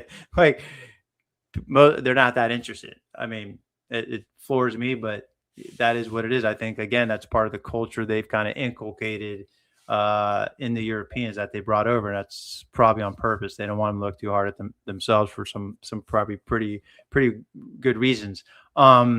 So, and then of course there's the whole racism play and what they built into everybody in terms of what they're entitled to. And, they sort of, it's almost like, I think people have an itch and they know bad stuff went down, but look at your social media, right? You only live once, live for them. These become all the excuses to not like even bother looking at it. Now, once you get the small percentage that is going to go look at it in detail, now you get kind of interesting, because a lot of them are going to come from some of these families where this ain't something they're going to want to look at, because they're too heavily involved. You're going to get another who might want to be trying to make a career out of being a historian, right? Well, they're not going to get into this because you'd get fired out of HBCU, I think, standing up and just this is the way it went down. Yeah, that's a whole nother thing, how those were hijacked, right? You get into this in so many ways. And then finally, I just think at this point, generationally, I think in the baby boomer level, those guys that were like European, yeah, they had no interest. They loved the rock music of the 60s, but you saw what they did in the 70s and 80s, right? So, they never gave a shit, is my point. So right, you're because the baby boomers, you got to remember, they come from the previous generation where they most of them were from the orphan train or the Cabbage Patch. So they were bred to be American. That's where your white people started coming in from, all these other, the Irish, the Germans, and they're protected. Right. So they're protected. You want to go to college? You better. Yeah. I mean, you can have you can be dumb as a rock, but you're a white male in 1954 and you can apply somewhat, they'll get you in. Yeah. Everybody was working for you. everybody was supporting the white. There was like a time when that's what was going on, right? Like they're doing that because they're displacing you, like bringing all these bodies over, right? And I realized like the baby boom era was like it was like the pinnacle of the policy that had been in place since like 1860, literally like about 100 years of the policy. And now they just had all this wealth captured into a certain group that was just in lockstep, right? With the whole thing, in my opinion, left, right, that's all like nonsense. These guys are like in lockstep with the whole full capitalism thing, privatize everything on both sides. Baby boomers, especially the European ones. I think those guys, no way they're going to look at this. Now, 2 and 3 generations after, when a lot of that's went away in terms of you have to compete more. Think about it. All of us have to compete more with Asians and Indians coming from it. Like we all got, it's in the IT services, it's in and it's in the factories and in the fields, right? They're always pulling in immigrants to keep the labor market right on edge. That's part of the plan. That's the policy. So I think you might start having more people, especially ones younger than me, be a lot more interested, just because they're like, there's got to be another way.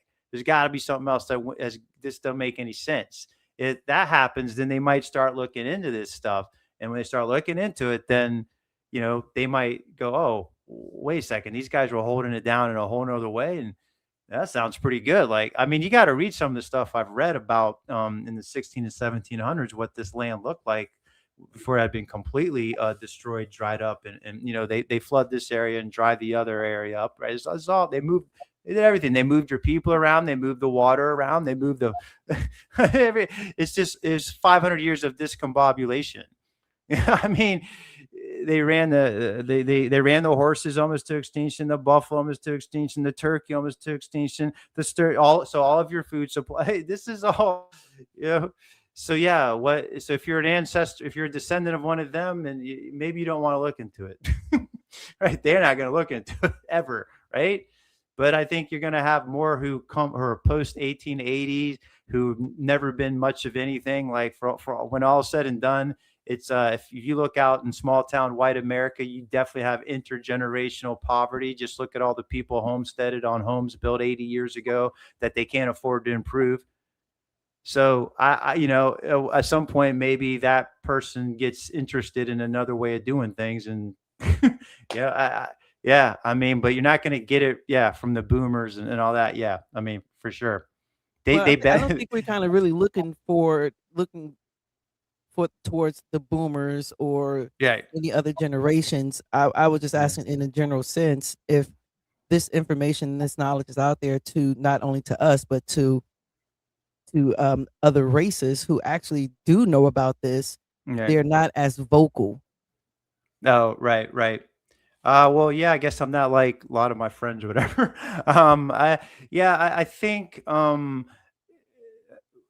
they get captured as well. So I've watched this. I've watched guys, and they're saying stuff that they're following the logic, and then when they get to that point where it might be, they have to say, oh wait, it's the so-called African American right in front of me. They're going to say it's a Tartarian or an alien or a Viking. You see what I mean? They're going to come right up to it, and then they can't pull the trigger. It's like they've been so ingrained. This stuff is really ingrained. So there's that as well, and then there's also just people they have a good way of giving people a lot of the truth, but then just keeping people off of it. And that's a lot of it too. And people aren't really as perhaps persistent about this as maybe someone like I am, for whatever reason that I am. That's all. So moving forward, how can this information be spread out? Not just on YouTube or TikTok. I'm talking about from a government position to where it's government to government. Going on, because okay, this is I'll just say it like this, just was focusing on one area and kind of just think it through a little bit. It's the public school system. Now, they forced integration in the 70s. So what history did you guys and everybody else, right, start learning in the 70s? The history they want. I'm just going to stick to history, right, for all this. If you guys started to do so-called, and what would be great is not to call it a black charter school, but call it an American Indian or a melanated, and something that just like people go, what, right? And then you're teaching now. Every state's going to force you to teach or at least test, right, certain questions, and so you'd be smart to go ahead and play that game and have 2 sets of books, right? And so once you got control of your school, then you can, in whatever way you need to do it, start teaching this history. I've even thought about that myself because I'm looking to start teaching in a high school, and I thought about how I would present some of this, given I know, the way this is fed down and the way they restrict teachers and all that. But that to me would be an example of what would like need to happen. Like you would have to take control of that in some form or fashion, or imagine having an the University of Indigenous Studies, or let's start smaller than that. Let's go to a historically Black college and try and start a Department of Indigenous American Indian Studies. How hard or easy do you think that would be? I think it would be kind of difficult because most of these HBCUs are now funded by the same government that we're fighting against. So I think it would be disadvantage for us. Right. Are they teaching it right now? For one, it started from the abolitionists pushing this slave movement. It started up north. That's where the whole church thing started from. So I agree with my sister. It would be very hard for us to try to go to the HBCUs. Right. So you know what I mean? Where you're at. Yeah, no, right. So that, so this is where you're at. Like, then you think about, oh, well, let's register this organization or that LLC corporate. Okay. Well, just go read what the laws are and all that. If you want to start a church and then start paying dividends to like the poorest members of the church and handing out food, you better go read the laws on that. If you want to form a county and then say, hey, we're going to divide up the land into 10,000 shares, and then you better go see if you're allowed to do. I mean, that's just basically municipality versus an unincorporated municipality. But my point is, you can't even do this stuff no matter what. You're not. There's just things you can't. It's all franchised. You're allowed the wiggle room of about 1% on anything. So the question becomes like, well, how do you even get started? You got to have some time, and that's what I'm saying. I wouldn't even. You know what you guys were famous for? The secret societies. Yeah. Get back to that. Get back to cooperative mutual associations. That's what I've been finding out. They hijacked all your assets, even your insurance assets. You guys had been forming mutual insurance pools like all through the South with so-called slavery, even in the 1870s and 80s with all the prison gangs and everything. When there's really horrible, truly horrible, like for sure horrible, right? That's all the lynchings. That's all the chasing down people in the swamps. That's all the dogs. That's the regulator with the glasses on, sitting on the, on the horse, right? You guys had mutual death benefits. Like, it's crazy. And then the white guys, the corporations, the canal company, over time, this begins in 18. I've ran it down, and they get the Supreme Court to agree. You can't put your money in no white bank unless it's like, white guys on the. So the white guys start to, and then that gets rolled into modern insurance corporations in the early 1900s. This stuff goes way. It's like, that's. Yeah, it goes deep. So I don't know where to start is what I'm telling you, but I'm just telling you that's what used to go on. Yeah. Savage Triggs been very patient, waiting. Sorry, Savage Triggs. Yeah, peace. I don't know if I'm this Savage. This Wild Savage. Wild Savage, what's up? How are you? How y'all doing? What's up? Well, I'm doing fine. Peace. I don't have too much pushback for him. I actually agree with a lot of what he was saying. As far as us getting it back into the schools, I mean, it's strategic, but I do feel it can be done. The more of us tell our story and honest with our research, and it's just us being on one accord with the information. You know, I mean, it's a lot of information that they didn't so-called want us to look over that we are privileged to now that we can hold to them. You know what I'm saying? And that's what we gotta fight paperwork with paperwork. Well, can I? Yeah, I mean, I agree. So yes and no. So I just as you guys were talking, here's something maybe that just as like is what you might call something that's realistic. They're called think tanks. Okay, think tanks. Like us white people do it all the time. We have think tanks for everything. A think tank is like where you just write. You sit around, you write papers, and you promulgate them, and it's like all and it's thought papers, and it's our policy. You could have the Indigenous American Studies thing. That's just to start like that. You don't need a big building. You don't need. I mean, I'll give you an example. There's the Cato Institute. There's the Heritage.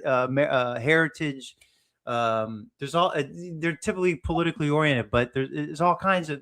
Just look them up like Google, like think tanks, and they're just a lot of them times they're just right. They're just idea factories. That's an easy start where you're not gonna. They can't come at you like.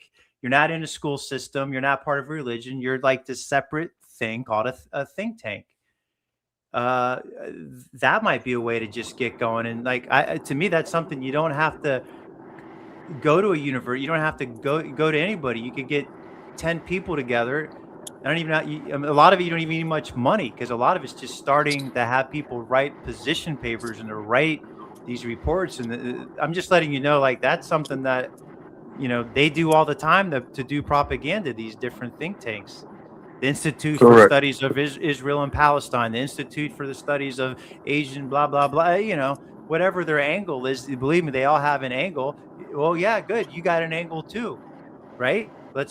I'm just giving you ideas like what I'm seeing that's like viable near term and doesn't require, a whole bunch of capital or a complex organization.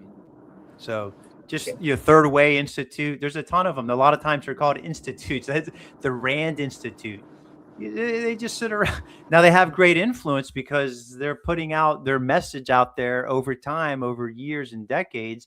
And yeah, if it starts to get if the newspapers start to pick it up, if a magazine, if the conventional media, I'm just throwing that out there. Some practical organizational things that I don't even think exist yet, but it seems like there'd be some that could be very doable. How is that going to affect on the government level? Message. Well, it's that. All I'm saying is they all do it, and they must do it because it ultimately helps them get some influence. If you're at the point of like, well, how trying to influence this government, that's the way that you see them do it. And then they also have lobbying. I mean, you're at such a, I was like, okay, even the guy, I'm a Chickasaw, Choctaw in the Southeast. Yeah, but even those were just based on the federally right. You're the ones whose ancestors did not do that. That's the whole point. Is that so? The whole point is to ever keep you guys from organizing and imagine that, and then approaching the government as like an actual tribe. That's what keeps them awake at night. I mean, that's Yeah. Yeah. I mean, I'm just saying, like, we want to go around and ask the last questions, and then we're going to close out. But we definitely going to have a part 2 of this. And coming back, it's been really good and a lot of good questions. But OTK, did you ask another question? Yep. And this your brother OTK, man. I'm gonna ask you one more question. Well, it's a 2-party question, okay? Okay. Answer it all in one. Do you believe in your research? Did you find white Africans, and did you find white Africans as slaves on the Barbary Coast at the same time as the transatlantic slave trade? Oh, it's a good question. I have not looked into that. So, I mean, I hear about that, but I'm not seeing. Are you saying though that white slaves were being brought here, or that they were just being traded over there? Because that definitely, they were definitely trading Russians around in the 1800s, because that's what I'm telling you about. Why they were over here doing their dirty business. They were over there doing very similar dirty business, and it displaced millions. And they would make their way into Turkey and around the Mediterranean, and that's when they'd get kidnapped. And it wasn't even that; it was just part of the system. That's what I believe. A lot of those are the ones that came over after 1850 that they're calling Caucasians. But you're probably going back even further, though. Yeah. I was talking about doing the transatlantic slave trade, doing the Barbary I know about the Barbary slave trade and the trans-Saharan slave trade and all of that. Yeah, see, I haven't studied that. I haven't. Okay. All right, no problem. But, I mean, I want to know more though. Are you talking about white Africans or white Europeans that they're enslaving and bringing into Africa? Yeah, the Russians a lot came to Texas. It all depends what the classification is at that time, and that's something we can build on. That's a good question back to me. Yeah, it's just intriguing. Y'all know y'all my chiefnesses. Y'all look beautiful as ever tonight. Yeah, keep doing what y'all do. Peace to the Travis, man. Great Bill, Wild Savage, y'all. Peace, man. Ava, yeah. What is that? Arrive T, Archive T. Peace and love to you too, man. Thank you, OTK. Thank you, OTK. Talk to you soon. Do you ever get any I don't know. If last question. Oh, sorry. Wild Savage, did you have one last question before? No, I just want to say thank y'all for letting me come up. Another great bill. Appreciate the brother.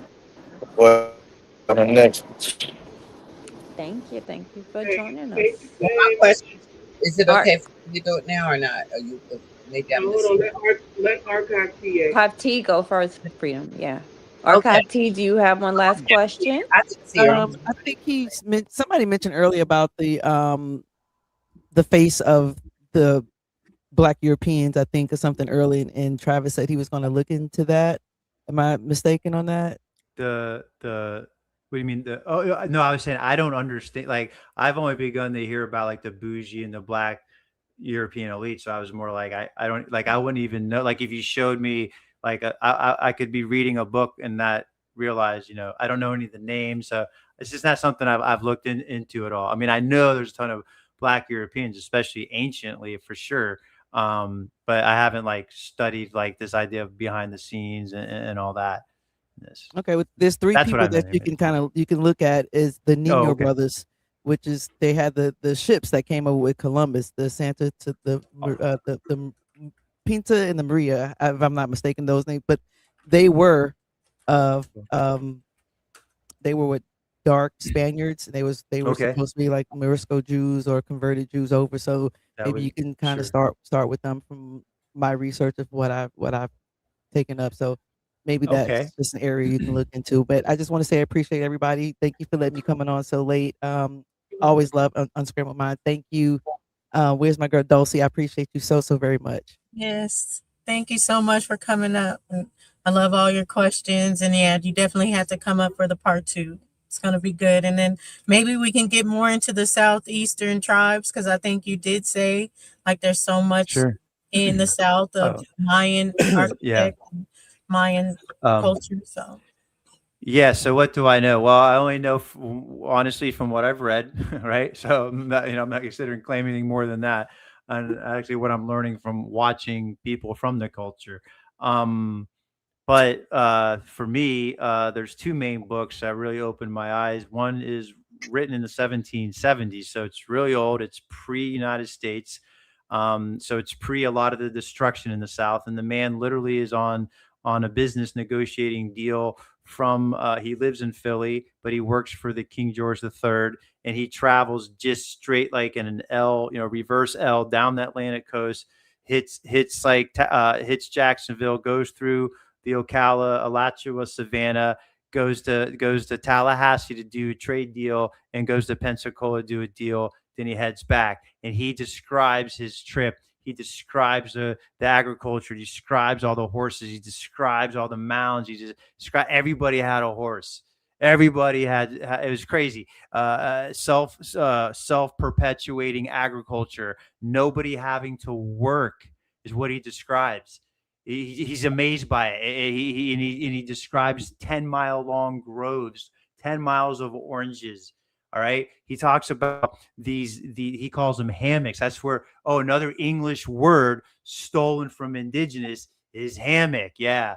Okay. And here's the thing. Your hammocks were literally like glamping grounds. Like this guy slept outside, like in what we would think of as like an amazing campground. And he talks about eating the fruit from the tree and the wonderful smell of the figs. And then the bears are coming over to eat the fruit. Oh, and he just walks over to the little fish pond where they've channeled a bunch of fish. And he talks about cooking a trout. I mean, this is amazing stuff. And all of it is dealing with your people, because your people are his guides.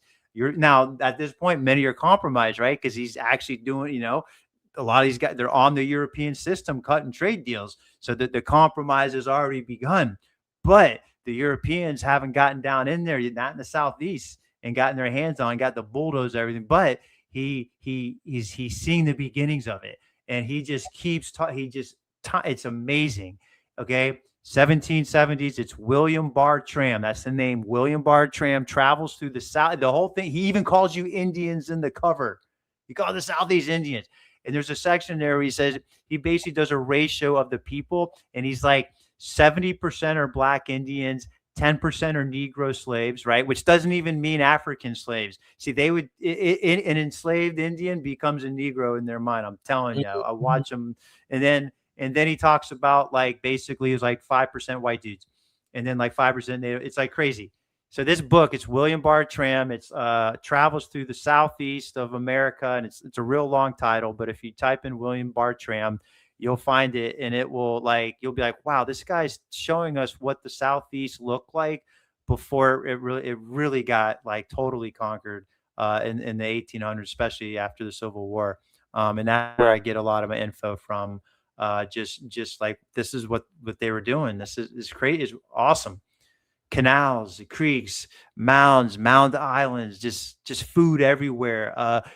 Too many fish in the river, you might get hurt. They're jumping it's abundance. I call it abundance on autopilot in the Southeast as late as the 1770s. That's got to make you think hard. That's not that long ago. Yeah. It's not that long ago. Sister Freedom, did you want to go ahead and answer your question? And it's just a quick question. Do you ever get people complaining like from your race? Oh yeah, all the time. I just thought I'd ask. I'm over it. I get at the beginning a couple years ago when I'd say, man, you're not gonna believe this, but yeah, I got like whatever either conspiracy or on board or something like that. And but after some things like even in the news of the last year came out proving what I'm saying, like support, I'm telling you guys, this is the greatest story never told, or it might be the most melancholy, tragic story actually never told at the moment. But I'm like, this is the real thing. And slowly but surely, even like my old baby boomer mom starting to say to people that she introduces me to, oh, Travis, he can tell you about how they're not African. They're actually from here. I'm like, oh, just stop. Just stop talking. But I'm like, people can only be immune to facts. Like if you keep putting the facts and they trust you, see, they trust me, right? Because I'm like, they're like, oh, Travis, I've never been an alien guy. I've never had conspiracy theories. So I'm not that guy who's constantly saying, oh my God, the earth's going to end tomorrow, and it doesn't. I'm not crying wolf. I'm not that guy. So they all now sort of fallen in line, begrudgingly, a lot of them. But I just keep pointing it out, and I'm like, well, who? Tell me that person's from Africa, and they get real quiet. Like, tell me how that. No, okay, you're right. Yeah, so I've had a lot of friction, but it's kind of gone now. Oh, okay, good, thank you. You're welcome. Thank you. It was a good conversation, and I can't wait till part 2. Thanks, guys. I appreciate it. Yes, and OTK that you were talking to, his name is Open to Knowledge 444. I'm gonna pass you his love it. information too, because yeah, he I'm has writing he it has down. a channel and he would love to build more and stuff on. Is what it you can- is it OTK 44 or Open to Knowledge 44? It's Open to Knowledge 444. Got it. Oh, 444. Got it. Okay. Is that like the frequency? Or 444. All right. There we go. Great. He just needed to choose some numbers at the ending of his name. That's all that was. Yes. I'm sorry, William Bartram. He spelled it right there in the chat. That's right. And also, I just want to say on that man, his father also had traveled here. So there's a lot of knowledge in that book that this man had. It's a really amazing book.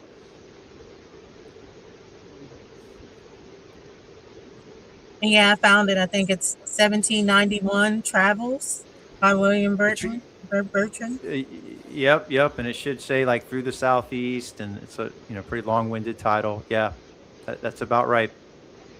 Okay, and yeah, he's tied in with Benjamin Franklin. And like one of them, I think they took each other when they died. Like they took charge of their estate. So this is so this is coming from the top. And so what he describes is amazing, given that he's not there to talk about how amazing you guys are, but it just sort of comes out. I mean, it's really an amazing book. It'll make you relook at Florida, especially.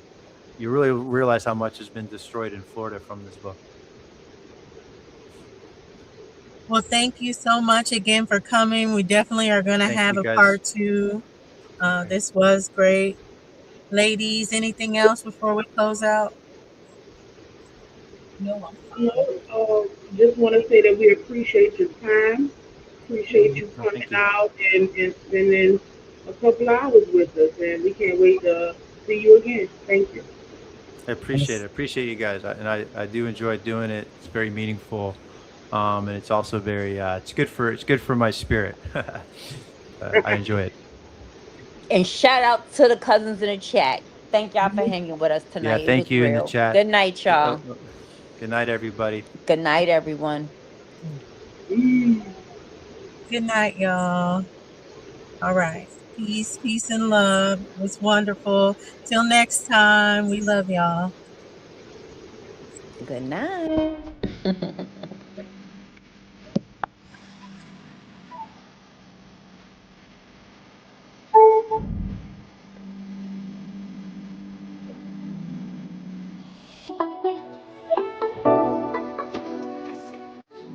That boy